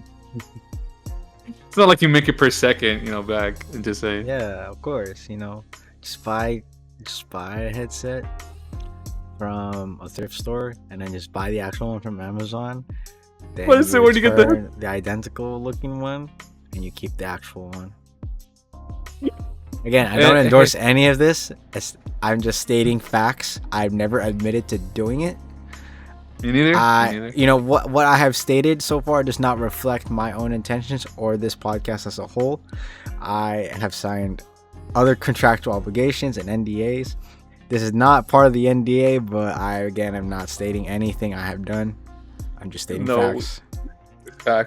Facts. Thank you. And please sponsor us soon, please, Amazon. Jeff Bezos. I know you're like somewhere in Europe, but if you're watching, please, a little quick sponsor. It takes only a second. It takes a second. That's all it is. Going back to CES, I think things that surprised me. Nvidia, specifically digits. Have you seen Nvidia digits? They announced it in their presentation where it was after the 50 series, I think, where it was a small thing where I think it's like, let me double check the details. It's something like, it's like AI for the consumer. I forget. My gosh, what was it? Hold on. I need to see. It's called digits. It's called Project Digits. Let me double check. It's just to make sure I get the information right, because that caught my eye. I was like, what is this? Okay, here you go. It is a AI supercomputer, basically for the consumer. What? I'm just seeing it. Mm-hmm. What? So apparently you just need to plug it to a 12-volt wall outlet and it should be able to do a lot of the things they would at their company, but it's for the consumer. At least that's what it's marketed as. But even then, that really caught my eye. I was like, whoa. Because it's small. Yeah, it's literally a tiny little box. I was like, wow, this is actually fascinating. Are they trying to do the Apple move? When I don't know. Honestly, I would not be surprised if they were. But nonetheless, just the fact that it's super small again, compact form factor, and you have this AI supercomputer for the general consumers, that was like, whoa, they're actually going for it. I know, like that does sound like it's finally for a friendly version of AI to the consumer, because I feel like AI has not been tangible to people yet, where they're like, we hear it but we don't know how to access it. Other ChatGPT, I guess you can, but now it's like an actual product you can hold tangibly. You know what I mean? And it's cool too because you have access to Nvidia's library and databases of AI models, and also like software development kits, and of course prototyping and experimentation. But nonetheless, even if you don't want to have Nvidia in the picture of it, it's just to finally have a small form factor that you can personally buy and like work with for your workstation or your workflow. It's just at the palm of your hands now. It's literally like the size of it's a good comparison. It's like I guess it's probably a little wider than my Fold. Yeah, that's what I'm thinking. Like it's something like a denser phone. I guess a Nokia. I guess. But I don't know, but yeah, it looks cool. At least the photos of it, the images of it looks promising. Of course, performance-wise, I haven't really seen it other than what they presented. But on paper, the specs seem promising, And I don't know what the price wise is yet. Actually, what is the price? Or maybe it'll be announced later. Three grand for that supercomputer. Actually, in retrospect of, or in the bigger picture of other supercomputers, that's all around a good deal, in my opinion.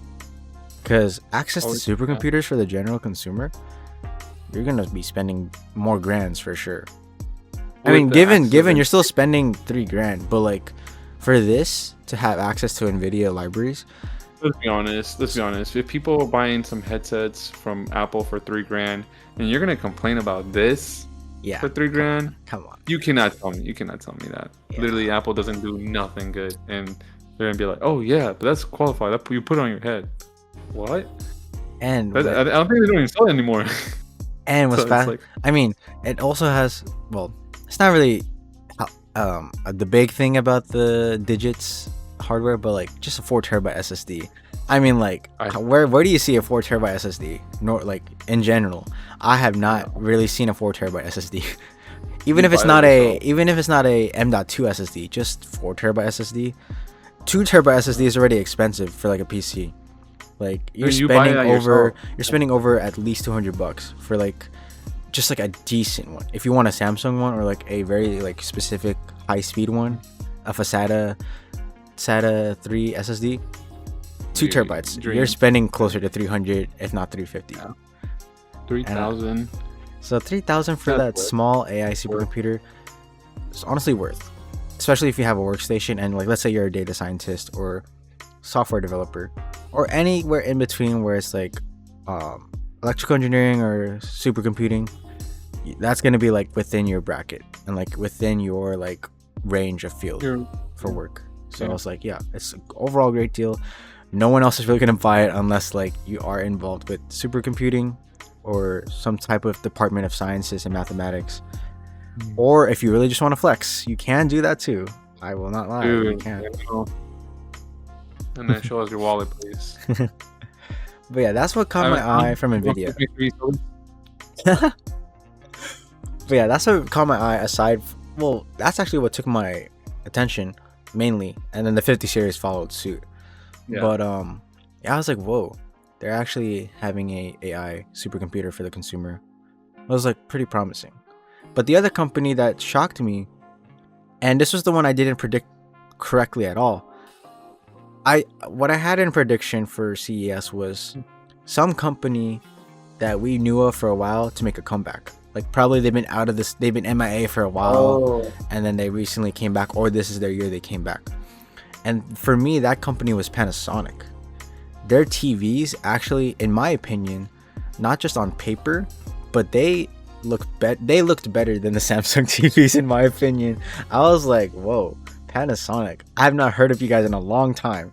I know last year they made an appearance last year, but it was very minimal. Like, of course, it was brief. But this time it was like they have these TVs where it's like, so I guess Samsung couldn't be smart enough to come up with this, or like I guess it's just like this is so distinct that I'm like, why didn't Samsung do this?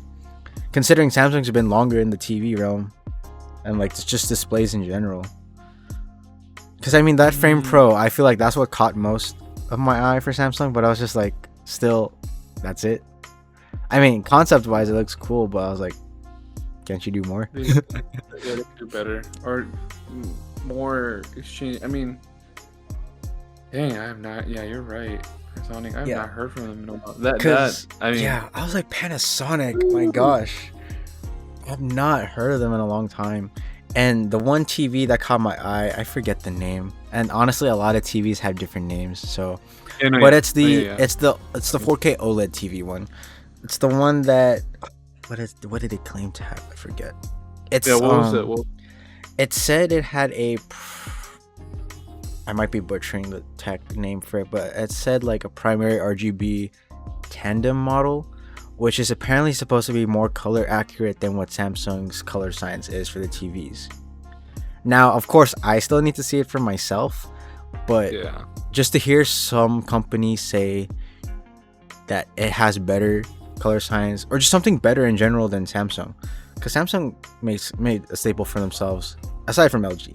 LG, I don't have anything against so far aside from their wild concepts, which it's a mixed bag for me too. But yeah, I was like, it's more so of Panasonic. I'm just like, I have not heard. Where have you guys been? Honestly, what have you been doing? 2019 is the last time, like, real go. I mean, yeah, it's last CES, but like legit full blown looked at them 2019. And yeah, and last CES they briefed, but they didn't even, it wasn't significant enough to be like, wow, what are you guys doing? They were just showing their it was a 4K displays and what they can do for the panels. I'm like, okay, cool, great. Nothing different. But I'm gonna check, because again, too many TVs. You just like, okay, great. Yeah, of course. So, TVs are TVs. Even if they're smart TVs. But it's just like Panasonic. Whoa. I've not heard of you guys in a while. And also, what you've presented so far seems promising. If they can do better than Samsung. If you got the impression. Yeah, and that's what I read from a couple of reviewers as well. I was like, they're saying that it could rival like LG and Samsung OLED 4K TV panels. I'm like, whoa. I haven't heard of any other, because I've always known it's between Samsung and LG and maybe some other wild company, but it's always been for those two for me, and maybe Sony once in a while, but usually it's those two. So like, just to hear people saying Panasonic for their second year appearing at CES, considering the hiatus they've had, I'm like, whoa. They're reviewers even are making on their blogs and claims of like, it can rival. I'm like, this is a promising flagship TV then. It can't, dude. But I might have to put a little bit more attention on that, because you're right. LG, Samsung, I think they mastered. That's their master. That's like their cornerstone of anything. And then you have like the budget TV, which is like TLC or something like that, where it's just like over there that also sells your data, which is very interesting. Sells your data. Oh yeah. That's how they're able to sell it for cheap. That's how they're able to sell if you guys don't know, that's why your TVs are like $300. There's a reason they monitor everything. You have to make your money somewhere, Yeah, I get it, but I guess many people that don't expect that, because people think when they buy a TV, that's it. You're buying it cheap price, but no, once you put in your Wi-Fi password and you put in or download those apps, you're putting information out there, guys. It's so you kind of logged into the internet without realizing. It's not a smart TV like that. Because I think we're all used to, like, you plug it in, it's a display, because technically TV is supposed to be just a display. Technically, if you look at it, but now it's evolved, obviously. And they do sell your data, guys. Careful. Maybe this is, maybe just buy a Samsung TV or Panasonic TV. A couple grand, sell it out. They won't sell it. They made the money already. Gosh. Dude, no lie. I definitely am gonna be in the market soon though to get a TV. I'm gonna get a 55 for sure. Like I have to, but I want to invest in a good one. Unless it has AI for me, please. So I can talk to the AI, when I'm lonely. Like, hello, AI. To the AI. I want to talk to the TV. Oh, dim the lights. Have backlit, reactive backlit lighting. Like, is there any TV that has that other than installing it yourself? Honestly, I don't know. I don't think built in. Yeah, I think externally, but not built in. Come on, guys. Come on. That's the next thing you gotta do. It goes to what the media plays. Dude, that'd be so cool. If a TV. Oh my gosh. Come on, let's be honest. Most people do want that. You can option turn it off. I guess. Turn it off, yeah. But RGB, like right now you have it. Why do you need it on mic, huh? But Panasonic. That was interesting. And dude, and a good note. It was really interesting. I was like, whoa. I've not seen you guys in a long time. That company reminds me of just like the 2015 2020 era. Like, that's where I heard the most, and now hearing again, it's like, oh, you guys are not dead yet. Yeah, I actually thought they were kind of dead, like HTC, and like with phones, and like Sony with phones as well. I was like, okay, I guess they're It's out like of you the guys TV died market good. now. I was like, they're Yeah, back. I'm like, oh, I guess, yeah, like you said, they're not dead. I was like, oh, they're not they're still dead up yet, and bro. kicking. Yeah. They're the roach of TVs. They won't die. No, it's like hearing Sony. Well, Sony, I mean, they need to. I don't know where they are right now. They're doing a couple things, but it's they are like up there. I always thought they were good at their displays. Always Samsung first, obviously, but I think Samsung's like a good one is really expensive. So sometimes you kind of divert to LG. LG might have a good one. If not, you have to have your third option always. Plan C, and if they're good, but their prices are not that bad, then maybe, yeah, they probably got a customer already here. Yeah, I'm not gonna lie. This rival Samsung, that's insane. That's a bold claim. That's a bold claim right there. I'm not gonna lie. I mean, I would not be surprised if that's a little false, but even then, like, just the general consensus of across the board, people and tech reviewers are saying it can rival LG and Samsung TVs, like especially their flagships this year. I'm like, that's, yeah, like you said, it's a bold claim, but I'm like, also, where have I heard that before? Where like they've said another company can rival well-known and established manufacturers already. I'm like, that's not heard of really. It's very seldom you hear like a company that's either new or they come back after a while to then say that they can rival well-known established manufacturers in a tech space. I'm like, whoa. Watch it find out later on. Panasonic gets the TVs from Samsung, like factories. Oh, so it's like you're telling me it was just Samsung that made these for you. They're the like iPhone of TV displays. Yeah. It's so good, but it's like it's not really yours because Samsung makes it. You just have a contract with them saying that they have to make it this specific way, which eventually Samsung will be like, you know what, we'll make our own too. Mm-hmm. After this contract breaks, we'll make our own. So yeah, because it'll be the iPhone version. And it's like I don't even know how I would, as a CEO, would claim that our displays are the best, Apple, and then find out, oh yeah, our competitor makes it too, by the way. Like how do you admit to that? Like that's just so bad. But I'm gonna look into it then, unless Toshiba wants to come out of nowhere and show me something great, because I know they make displays. I don't know where they've been, but they've been somewhere. But yeah, that's interesting then. That's two interesting ones then, because I want to see more of them. I'm not gonna lie. That's a good concept though. Comes out. Regarding innovation, another what surprised me because I mentioned it earlier too before, automotive innovation, and obviously what caught my eye was with Honda, specifically the Afeela, the Sony Honda EV car, and that car, I actually like the design, not just interior wise but exterior wise. It looks clean to me. Now of course I would prefer if it's matte black, just saying. I think every tech reviewer wants this matte black. Not lie. I would like matte black, but also the default silver gray color I kind of dig too, as long as it's not too reminiscent of a Cybertruck. Oh no, I did see some of it like right now, and it's like it did give Cybertruck vibes, especially seeing one in person. I don't want to see more of it. I don't. I go down to the bay and I see so many Cybertrucks. They're like, it's not impressive anymore. It's more like, okay, we're done with this. I had to pick would I rather see more Tesla cars or more Waymo cars. I'd rather see more Waymo cars than Tesla cars. Oh my gosh, I don't know if you guys seen it, like, but when Waymo cars break down, just in the middle of the intersections, and they're like, what, do we turn left and right? And the people are like inside, everywhere around them, they're honking like, get out of the way, and the car is just so lost. Dude, it's like living in the Bay, you're gonna see that. You're gonna see Waymo and you're gonna see a bunch of Tesla cars. You're just like, surely software code. You just update the code, send it to the GitHub repository, and then like whatever IDM you use. And just have the senior code developer review it, LGTM, and then upload it to the service of the Waymo cars and update it. You should be fine, right? No.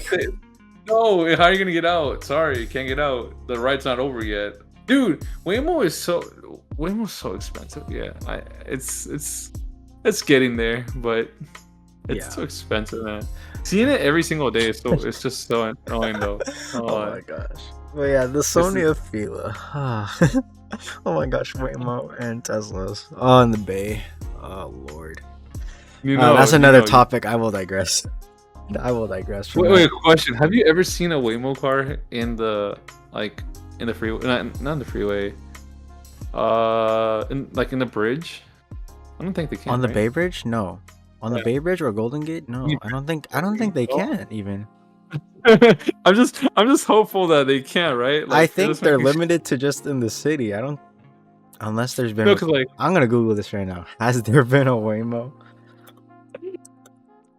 They cross the Bay Bridge. That makes sense because they go to Oakland, Emeryville, Berkeley area. That's Bay.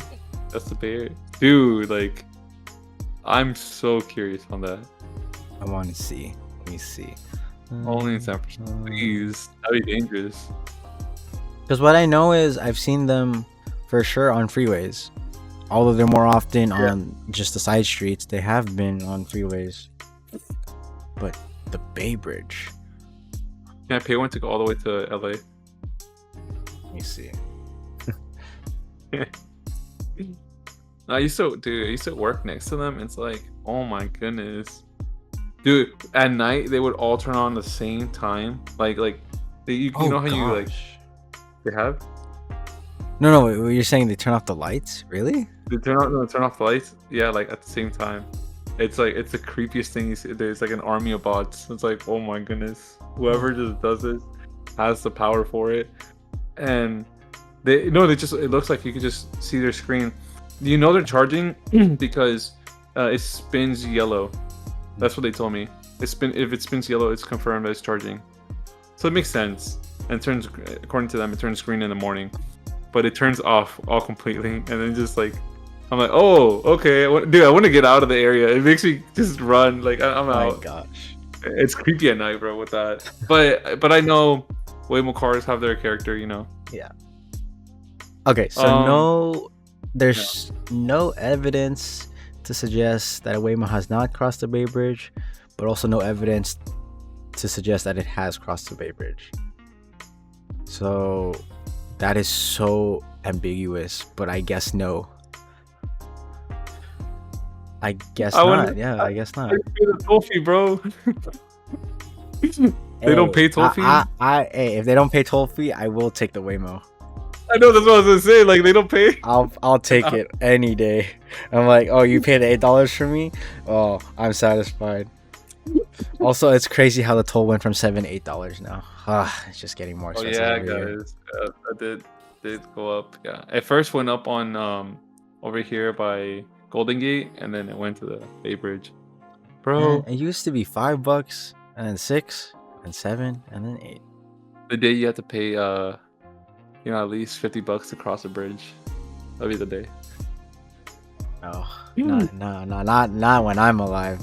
My grandkids will pay that. They go back to this video. They go like this grandpa. He told us and it happened. When back in my day when gas was $3-4, now you're paying for $48 a gallon. Oh no, that's so nightmare. Oh, that's a nightmare. But they still pay you $10 an hour. Yeah. And the battery life has not upgraded other than a day and a half. Mm-hmm. Very bad. No, to them, they're like, wait, 2 days was enough for them? Mm. A week is not a week. No, a month is for us. That's the battery. Yeah, but there's constant wireless charging around them everywhere they go. So it's like constant key 2 charging, by like 5 watts. What do you mean? What do you mean cancer, bro? The 5G rays, they're gonna get us too. It's gonna be 10G by then. Oh no, but in reality, they just use 3G. Oh my gosh. But it's marketed as 10G. But yeah, Sony Afeela, really what just caught my eye was the design exterior and interior wise. The smaller thing that caught my eye was that, so the car starts at 90 grand. And what's interesting is that if you want to keep the AI features, there's a subscription after 3 years. So I was like, oh, that's interesting. You're lying to me. No, it's an actual thing, because part of the EV like specialty of that car is you have so much AI integration, and apparently after 3 years, if you want to keep the AI features, there's subscriptions. I don't know how much the subscription will be, but that is what they said. So I was like, why do I feel like they're trying to beat Tesla in something? It feels like that. I don't know why, but I'm just like, why make a subscription? I'm just like, so you technically didn't pay for the car in full. That's just my process, my thought process. 90 grand, but you don't get AI after 3 years. When does it start? The moment you buy it? I think the moment you set it up. So not necessarily the moment you buy it, but whenever that thing gets set up. But it's just so interesting. Nope. I don't look at a car for AI. I look at it as a plan A, plan exactly. B. Exactly. Yeah, give me here to here. That's it. That's all I wanted to do. You're telling me there's gonna be days, if I had that car, they gave it to me for free. I sign up. There's gonna be days I won't drive at all. Like today, I wouldn't drive at all. There's no reason. I'd be wasting a day of my AI subscription. Exactly. Like what? Okay. If they said 10 years and then subscribe, okay, fair. 10 years, most likely I won't even be using it anymore. But 3 years, car doesn't.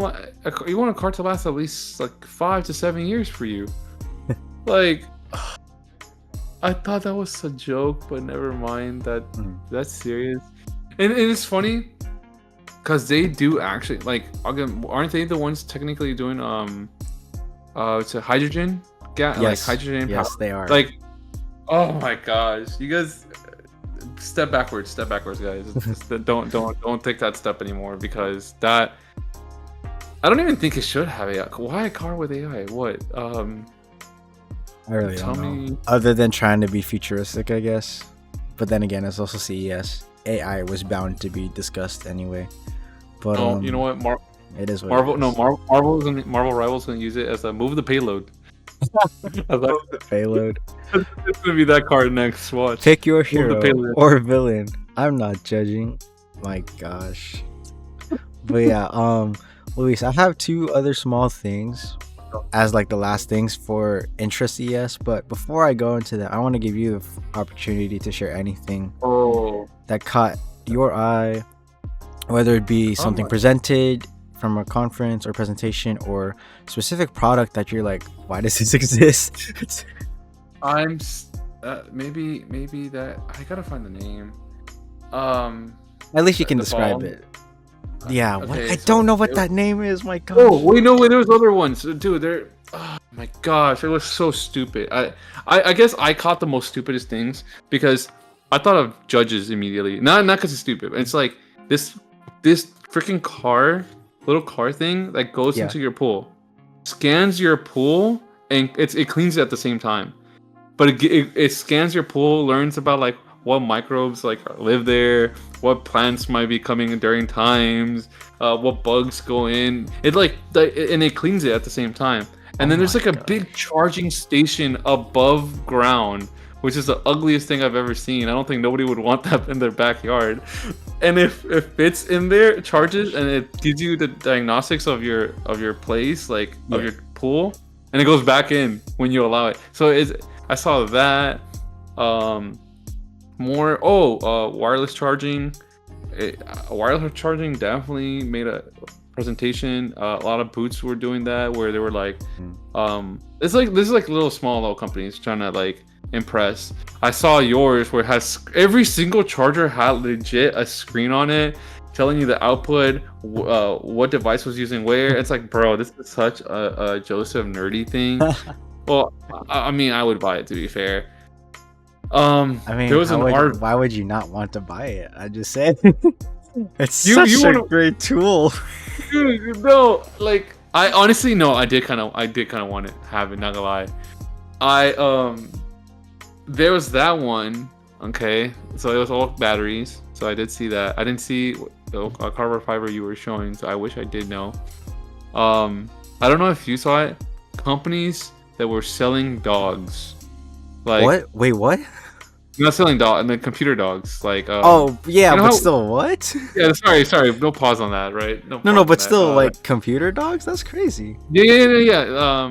It's like Google dogs. You know, like how we've seen those in the future where they carry like big, heavy things for the military and stuff like that. Oh, so is it like is that the same scale of like the Boston Dynamics like little like that type of dog robot or no? No, it was like super big. Like, Oh, it's it's bigger. It's bigger. Oh wow. dog. Yeah, and it can actually, it has guard mode. It has just patrol mode. Like, guard isn't like they'll stay next to you, and if anything, they'll like walk with you or stop with you, guide you. So is it marketed as like supposed to replace your dog or something? I don't know.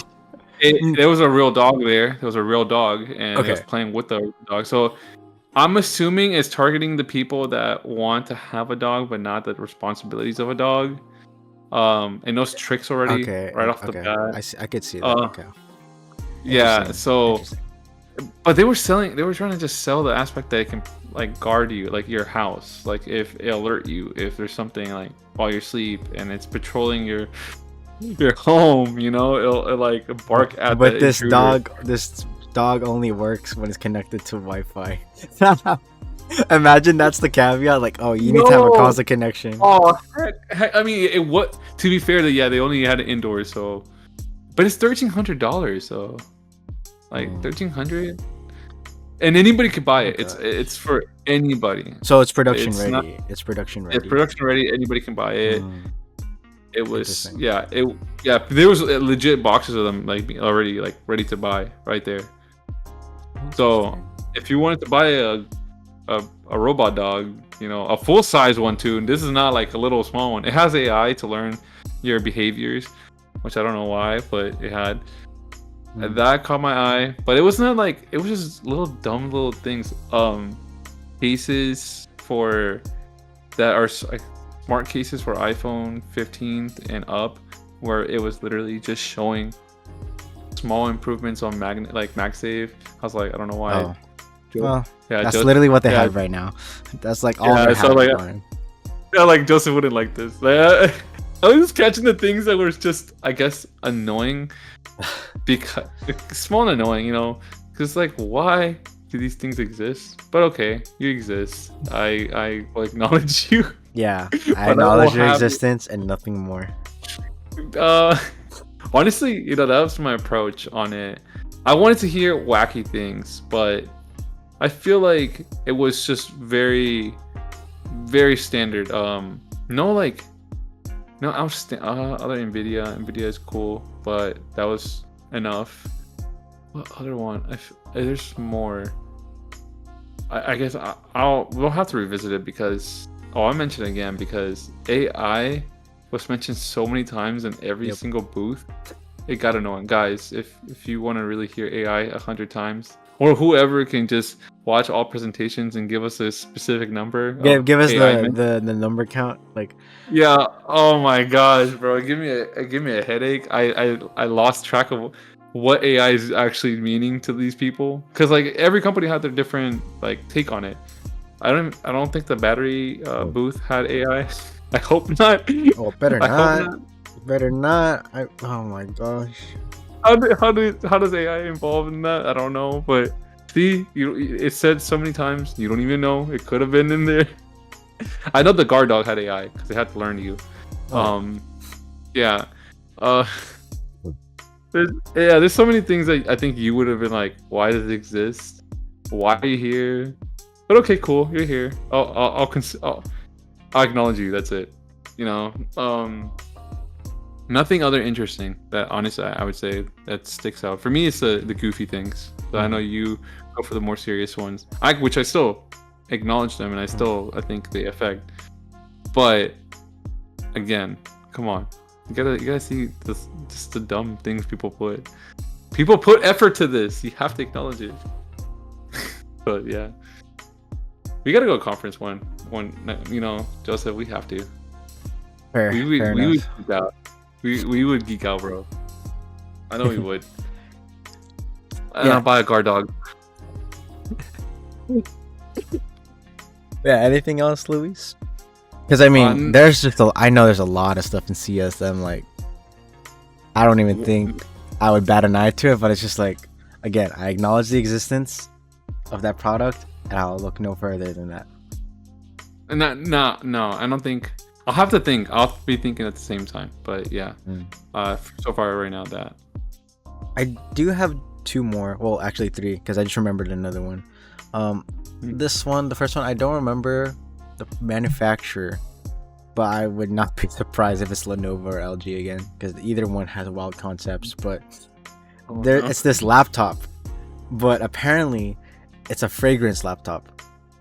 The more, I know what you're talking yeah, about. right, yeah. The more like you push it, like in terms of power, and the more heat it dissipates, the stronger the fragrance is like spread out from the middle logo of the. I was like, what the heck is this? I know, it's so dumb. I know. Like, why? I think it's Lenovo. Might be Lenovo. Yeah, it was so. Oh my gosh, it made me think of that. It made me think like, what if we could smell other people's farts, like, or something like that? I feel like you're playing that, or you smell. I'm like, bro, I don't want to think that. I was like in my low key in my head, it's an intrusive thought, but I was like, who would buy this? And then the immediate person that came into my head was Pontius would buy this for some weird reason. He would buy it. He would buy it. I would never add him if I had that. I would never add him.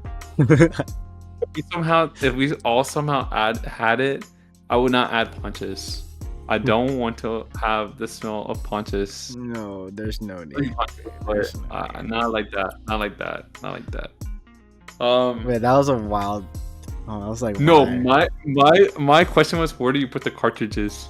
I don't know why. So apparently, the cartridges, the middle logo has a removable slot, like you can pop it open, and apparently you can buy packs of fragrance aromas. And I'm just like, why? Just stop. There's things we should just not go to. I'm just like, why? And what you're gonna put AI, and I don't know where AI is, things like this is. I go AI. What does the forest smell like? And it's gonna be like, there you go. Please don't. I know what you're talking about, and it was. I thought it was a joke, but it was real. I had to click the article just to make sure it was real. I really thought it was fake too. I'm like, there's no way. And I read the article. I'm like, oh, it's real. No. There's a full presentation on it, and there's a booth on it. I was like, no. Yep. The booth had what's it called? Where I think it was where legit people typed in what they wanted to smell, and they could produce it, generate it. Oh my god. So I'm like, nope. Don't. What if I were an evil person with intrusive thought that just like that put something horrible around the people that are working there? So no. I don't want scents. I don't want to find out that I'm allergic to it or something. Or somebody can type in like, you come to my place and type in fart smells, and then boom, it just smells so bad. I don't want it no more. And then the fact that you have to put it back again, like buy new cartridges, like the heck, like I don't want that. Good. I know you where you saw this one. Yeah. Please tell me that's the one you thought about. That's the one I thought about. And then the other two is, this one's more serious, but it's just, I was like, oh cool. As a gamer, it's cool. I think I mentioned to you before, there's this monitor I saw by Asus ROG or Asus ROG. Excuse me. It was the world's first 4K OLED 240Hz gaming monitor. And I just looked at it and I was like, pretty cool. It has HDR10, 1000 nits, which is actually the standard for HDR10. I was like, that's pretty impressive for a gaming monitor. Usually gaming monitors have bad HDR. And then it has a display latency, input to display latency of 0.03 milliseconds. But of course, you still gotta have good game sense. But of course, just on the paper, the numbers are pretty impressive. But other than that, I was like, oh, it's pretty cool. But I have no reason to buy it. But I was just like, pretty cool. We hit 4K OLED now for gaming monitors. Are you sure it's not gonna crash Marvel Rivals for you? Oh, Well, Dude. I think if there's AI implementation, it could help prevent, graphics card issues, and potentially it could debug the issues with the crashes I have because it has AI. But yeah, the last one is a mix of a wild concept and like also technical feats is pretty cool. I don't know if you've seen or heard about it. It's the Auto Keyboard. It's apparently this keyboard that is split into two. That it has a trackpad and there's a camera on the track. Or no, there's a camera below the keyboard, or there's a camera somewhere where it also uses AI to tell if you're doing a specific hand gesture. Where if you do a specific hand gesture, the keyboard will go in the dock and what will pop out instead is a trackpad. So it switches from a trackpad to a keyboard. So it was very interesting, but I'm also like, who would? I was more serious of like who would actually use it, because in concept I was like, this is kind of fascinating. It's a compact keyboard with a trackpad in it, and it's the right half side of the keyboard where it's the YUIOP, that part of the keyboard. It's thinner than the left side because the right side has the trackpad under it, and there's a camera that's AI senses where if you do that specific hand gesture, it'll swap out, and if you do another specific hand gesture, it'll swap back. And I was like, this is interesting. I like the concept, but I feel like some people I know type really fast. It'll just beat it. Yeah, like it wouldn't be practical for somebody that literally can type at least 10 per second, 10 letters or 10 letters. Yeah, like the thing would have to be so fast. Yeah, that's why I think it's more of like the casual consumer, if anything. Like, you just have a workstation and you just like chill. Oh my gosh. But the speed of which from hand recognition to the dock swaps, it's not that bad. I thought it would be slower. It's not that bad actually. But of course, like as someone who types fast, and like also feel like if you play a game and like the match ends and you only have 10 seconds, you only have 10 seconds to type, like the most like curated insult of like GG easy, haha, ruffle, stuff like that. Like I don't think that'll work for you. If you want to try to type fast. No, you lose and you still can't type in GG real fast. Oh my gosh. But yeah, it was just something interesting because I was like, I've never seen a keyboard do that. I don't think I've ever seen a keyboard do that. I've only seen keyboards like split like that. Like, like for I guess posture, it's only ever been the issue for people where it's like, because carpal tunnel is a thing for people, so it's like a certain position is better than a certain one. It's just being flat, triangle or rectangle, triangle, and rectangle. But I just know that. But AI being implemented like that, I guess the tracking could be different, used for something else. I don't think for that. I just genuinely don't think something. I think someone in the company just has a hand fetish.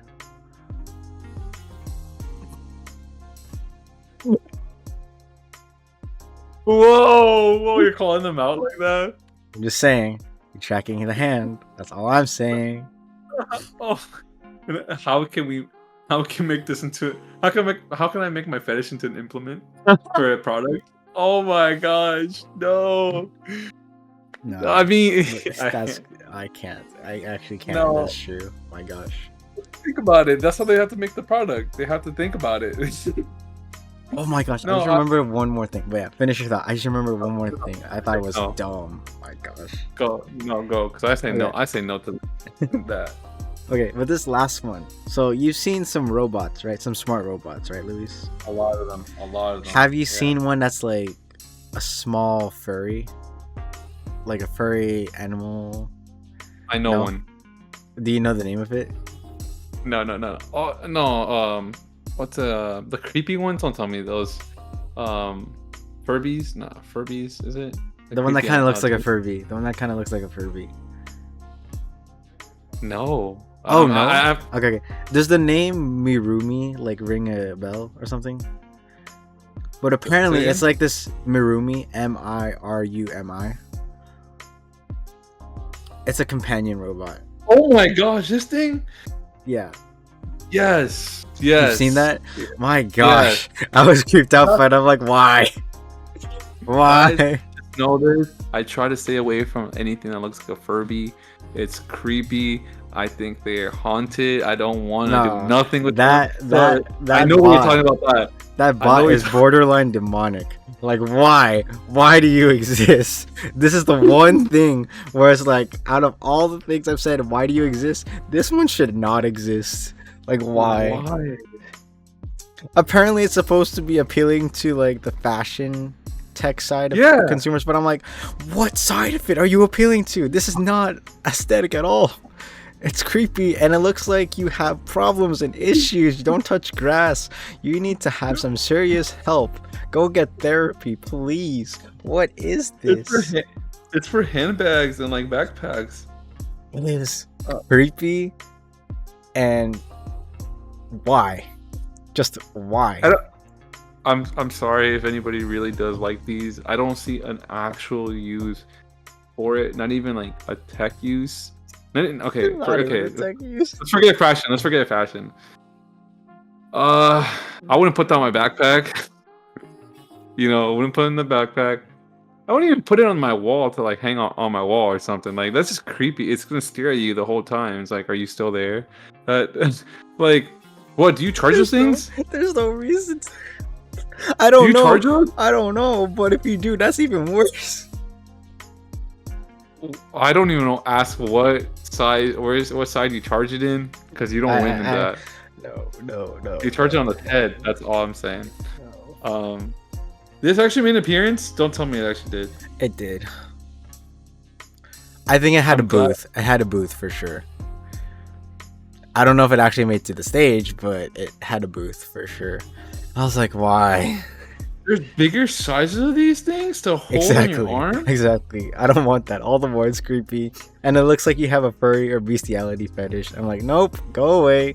I want to buy your gift now. That's crazy. Buy for Pontius. No, it's for you, obviously. No, Pontius clearly has the fashion sense for it. Pontius and his backpack. I can't. Yeah, the big one. That's the last thing I thought of. Oh my gosh. The big one looks like a sloth. His sloths are cute. That's not cute. It does not look pleasant, and there's something unsettling about it. I'm just like, oh no. Why? I'm looking at. There's people that actually put this on their arms and walk around with this. Unfortunately. No, it's just not good. Really not good. I'm looking up if there's actually any use for this, but yeah, you're right. It's only tech related. Fashion tech. Yep. The future of fashion. No, it's not the future of fashion. I'm just saying that. Why did you find that? I'm glad I avoided that, and then you're just like, I'm boom. Sad I didn't avoid it, but apparently it just popped up in like, because you know how there's some websites that do like, oh, here's the day recap for CES, like day 1, day 2, and I was on day 2, and for some reason one of the websites included that. I was like, why is this a highlight for you? Why? This is not to be highlighted. This should be deleted. Why is this even a mention? Should be buried. This should be buried in the archives and like things that should have been cut. Do you want the pink one or gray one or blue one? No. We're not. No. Is there? I'll ask whoever runs CES. Is there a standard of tech? Can I just legit make any tech and consider it tech to bring it to CES? Oh my gosh! No. Booth? If I make no. Is there a standard to CES where it's like, okay, it's not related at all to I have tech? No idea. I don't even want to know if there's a standard. Because if there's a standard, I'm like, what, why are these passing those standards? Unless the standard is really low, then I'm like, oh, I see. Oh my, I would take a Furby over that, bro. Not gonna lie. A Furby is creepy, but I know it just won't turn, and then because those things. So, I know that they're supposed to like walk, like as in like baby crawl into the thing you're trying to hold, and it holds it tight. I know that before because they made appearances before. So, yeah, I know guess. that. Oh my An god. odd one that I have known that has happened. I know the dude is like a Fashion Nova kind of person, where it's like, oh, I'm breaking the realm of fashion. No, you're not. You're just creeping people out. That's a fetish right there. That's a Furby fetish right there. Gosh, no, please no. And I give it to Punches. No, bro, give me a customizable one, and I know who to give it to. No. No. Yeah. Please. That concludes Intra-CES. And now, kind of bringing this episode to a close now, and now with our assessment of Post-CES. I mean, a lot of it we kind of shared already, but like I guess in a more condensed and formalized format of, I guess we can treat it as a recap, because we've said a lot already, and I feel like it shows a lot of what we thought about CES this year. But yeah, if you have any additional things, or just to recap your predictions, thoughts during it, and like now seeing it in retrospect. Seeing in retrospect. Yeah. For sure, AI is sticking around with us, guys. For sure. Anybody, just watch one recap. You hear AI like at least more than 10 times. So that, I'm glad though that it was like the companies were trying AI, so to find, because I think we don't know yet where AI kind of fits like in our daily lives. So that was good to see. Okay, AI doesn't work here. AI does work here. AI makes sense here. Doesn't make sense there. So that I am glad to, as a recap, to see that. Okay, now I get a broader idea where AI makes sense and doesn't make sense. You know what I mean? There's a lot that didn't make sense. So now I know like this would not at all make sense. And now that you're talking about with the graphics cards, the fair, I see that now that I can see it out of it. I see where AI is going to help us for sure. So that's a cool thing to see. Hopefully we don't depend on it too. It just shows us how, not just the tool, but how we use it too. As humans, we're kind of we're the AI needs to fix us. As oh my god, as one famous man I know, AI can fix us for sure. Now to recap, it's honestly future. I'm just so glad the future is still bright. There's no lack of technology, innovation, ideas, which that itself is innovation. It's still fresh. It could be the dumbest things, yes, but it for sure we're seeing CES that there's still people thinking out of the box to improve, not just in AI, but like it just any other tech that people want to see more about. So I've seen some that I'm like, well, battery, like you were talking about, batteries already improving. One that I mentioned, a mobile home that actually they're claiming it to be the future of homes, like mini homes, small homes. I forgot the name, but it was really nice. It really, like, I would live there. But their battery, according to them, their normal battery would last them a month, but to a normal RV home, it would only be about a week's work. That the battery would like run everything. Like, this is like saying everything. Like they can either wash, they also dryer, they all the things an RV would have being used would run in a week, like at the same time, compared to this new RV pretty much. Mobile home, they can use everything and they still last a month. So it was pretty cool. So I like to see that technology still moving, and like you were saying, even battery now finally batteries are getting a little bit of love. So glad CES is showing us innovation is not stagnated, because I feel sometimes when you see it from other like phones, it feels like technology is stagnated, but so not stagnated. Way more things in the future. and now we get a little more clear about AI and what we're gonna do and not do with it. It looks like, or at least purchase, guys. At least purchase. And just know, definitely don't purchase a dog that has AI abilities. Please, just get a real dog. It has AI already built in. Anything clear other than AI, other than tech, more clearly I've seen is that for sure tech is only growing for the personal human, like for us, like just as like you were mentioning about was it Pixel? Oh, OnePlus. Was it OnePlus? Yeah. There we go. It's getting more interesting for the users, for sure. Like something finally new, like, oh, a new toy, not just a new feature, but a new toy, like we can completely finally finding refreshing compared to old phones to new phones. Yeah, like finally get something new. And it sounds like quantum computing is coming to home. So now that's insane. Like it's like saying like in 2007 when Steve Jobs showed the first iPhones. Like even though back then it was just a normal phone, I mean, look what happened now. Now we have touchscreens everywhere. So if that's the kind of like Steve Jobs moment right there for computing, man, I can only imagine what the future has. I just want to try it now. Honestly, I'm gonna look at it more, but so yeah, more things to come. Oh man, 2040, finally gonna get my 2-day battery. Still calling it Apple, but you go for it, Joseph. I know you got some thoughts. For me,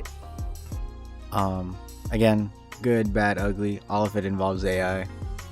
Some cases of good use of AI would be, I guess, in a way, Nvidia. Like, yes, it's impressive. Well, I guess less the graphics card, more of digits, for example. Digits is actually very promising, and I like where they're helping the consumer with like understanding data models and assets of a supercomputer, and potentially this opens the door for like quantum computer.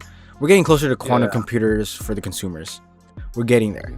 And it's funny how we were just talking about this some time ago, again, privately too, where like quantum computing for the consumers is still not quite there, but we're going to get there eventually. And I do believe with this now, with Nvidia digits, that's like the stepping stone to, it's like a taste of what we can have for the consumer eventually for quantum computing. Of course, it's still going to take some time and innovation, of course. But of course, you can't rush that process. You got to have, there's always involved with the limitations of tech, ethics, politics, morality, of course. But eventually we'll hit a point where it will be for the consumers. But that's like a case for good with AI. And then like the bad is like Tony Afeela with that AI. I'm just like, why do you need to pay for the subscription 3 years after you buy, like you set up the car? I'm like, why? And like, I guess also the bad could be argued for Nvidia GPU, like the RTX 50 series. Like, yes, you are getting that performances, but like also that's not raw power. But I guess it's both a good and a bad in a way. I see that one good and bad for the person that's coming in. But the person like us that want the raw power, like we know what we can and we can change. Because let's be honest, somebody that comes in won't even know what to change. Okay. But us that want the raw power to like, hey, we can push it, we can lower it. But wait, you're taking that away from us. We can't do that no more. Now we have to depend on AI to do it. No. Yeah. No. So that's a case in point for like bad for AI, and then the ugly. Ugly is like that. I think I remember the name. It's Bali for Samsung. That this ball thing for the home. That is why. Marumi. Why on earth do you even exist? And other products similar to that where they claim to use AI. I mean, to some degree it is AI, but it's just like, oh, interesting. There's an overuse. Basically, the ugly of it is the overuse of labeling of AI, and also questionable AI products too. That's the ugly part. That's what I have in my notes. It's in the ugly section, like overuse of AI labeling and just questionable products that have AI with them. So, yep, that's the good, the bad, and the ugly of CS25. Overall, I think I would agree with you. It's a little underwhelming, but it's also a given because AI is the talk nowadays. But at least Nvidia came out strong. Samsung, 60% was good. I'm not gonna lie. Yeah. LG that's good. Was a mixed bag. Panasonic really like surprised me again. I'm like, I have nothing really bad to say about them. Yeah, I'll give them that. And then there's all these other wild concepts and products. I'm just like, why? Where and why, and do we need it? Maybe not. But no, but that's good. I like that CES had that. It was underwhelming with some big hitters for sure. But I think that's the fun aspect too of tech, where why do I need this? Why does this exist? Because you never know. It could inspire somebody else to be like, you know what? I know I don't need that, but it could be good for this. And it opens the door for like things where we should not put AI in, you know. Maybe come find out putting AI in dogs is not good, you know. Not safe for people. Quality. Maybe it's not good, you know, to have a random ball just roaming around your home and you trip on it, you know. Why? It's trying to learn your space. Maybe you don't want that. So it's like we're learning.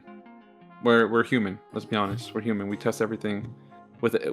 If we have a tool, we'll test it with everything. For some reason, we're like that. We're always curious about it, and it's good. In CS, even though it was underwhelming, it did show that we're still trying to be innovative with what we got. That which right now the hot one is AI. That's a tool. Let's see what we can do with it. Yeah. I think, I think still great overall, but like it's not like previous CESs for sure. But I think for what it was working with all of AI, still overall you can come out of it with a good experience, even if you're just reading articles on it and reviews on it. I think overall you still leave good, like you'll leave with a good feeling.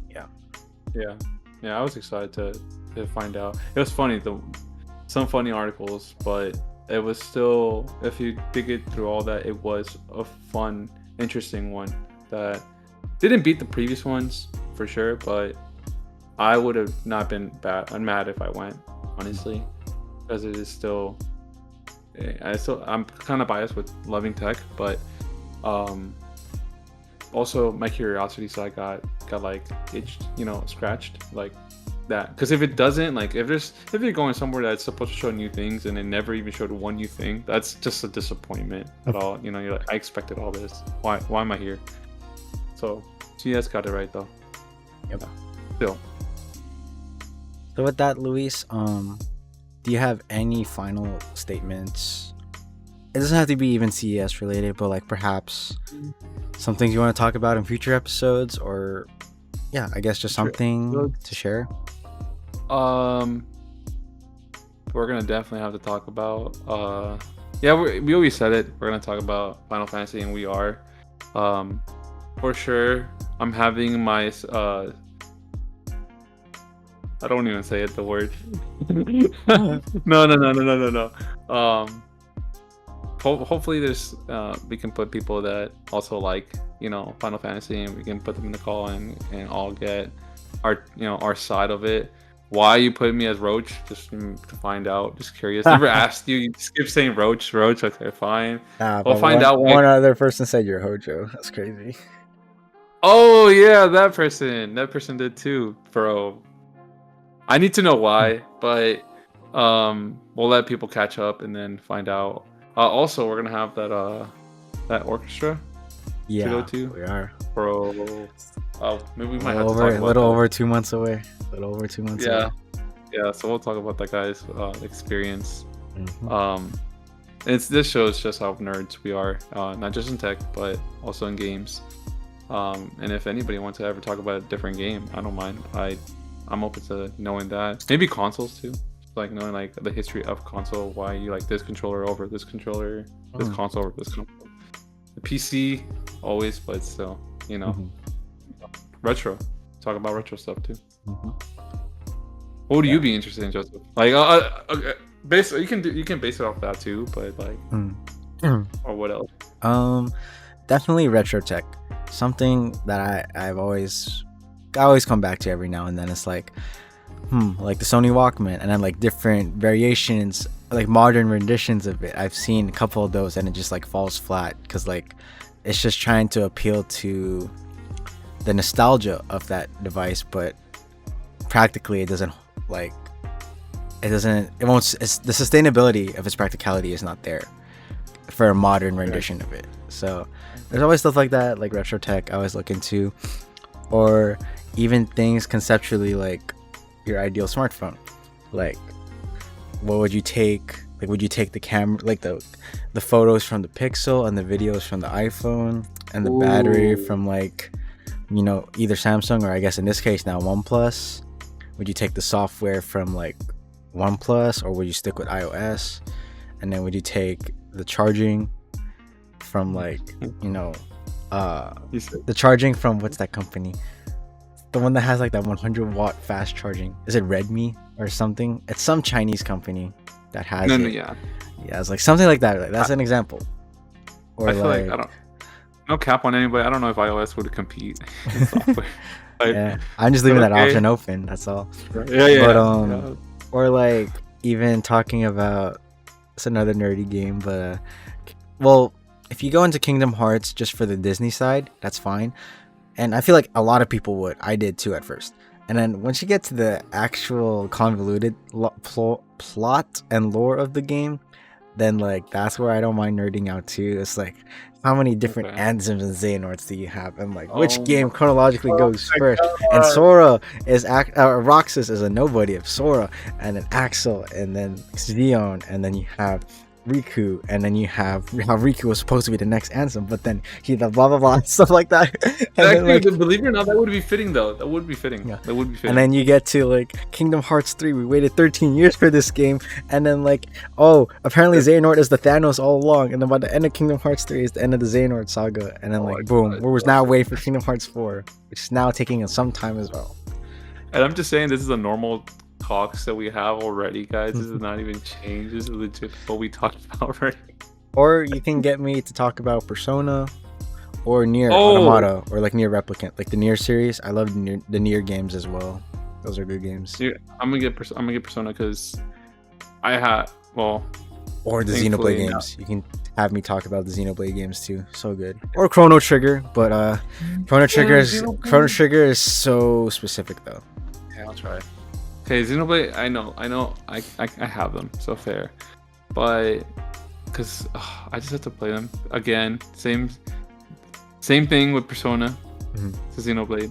Same thing happened Fire with Emblem or DMC or Bayonetta. So many games to talk about. Or you can literally, if you just want to isolate on one game, you can have me talk about Melee and all about the technicalities in the competitive scene. Like, oh, you have a 6-frame window to input this. Each character does not have, this is actually a fact, each character in the game does not have a universal jump squat. So like Jigglypuff or Fox will take 3 frames to jump before he leaves the ground. It takes 3 animation frames before he leaves the ground, and Ganondorf will take like 12 frames. So there's differences in that, for example, where like not every character leaves the ground off the same, even if you press the jump button. So every character takes a bit longer or takes a bit shorter to leave the ground. Wouldn't that go also with the wire versus a wireless? There's also wired and wireless. Melee has an input delay of 4 frames. Wired. And you're only going to play it wired, really.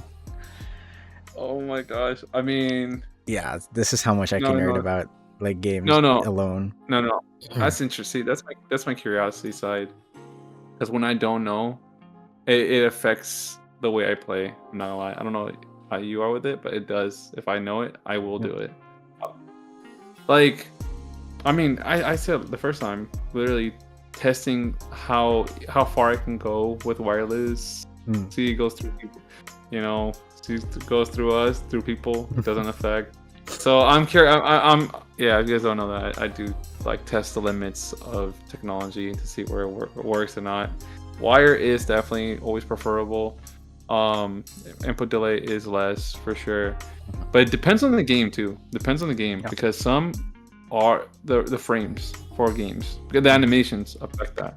So we can go into that. That's for sure. We can go into that. There's a lot more we can go into, but yeah, so much to talk about. So much we'll see in the future. But with that, I think this wraps up CES 25 and also this episode.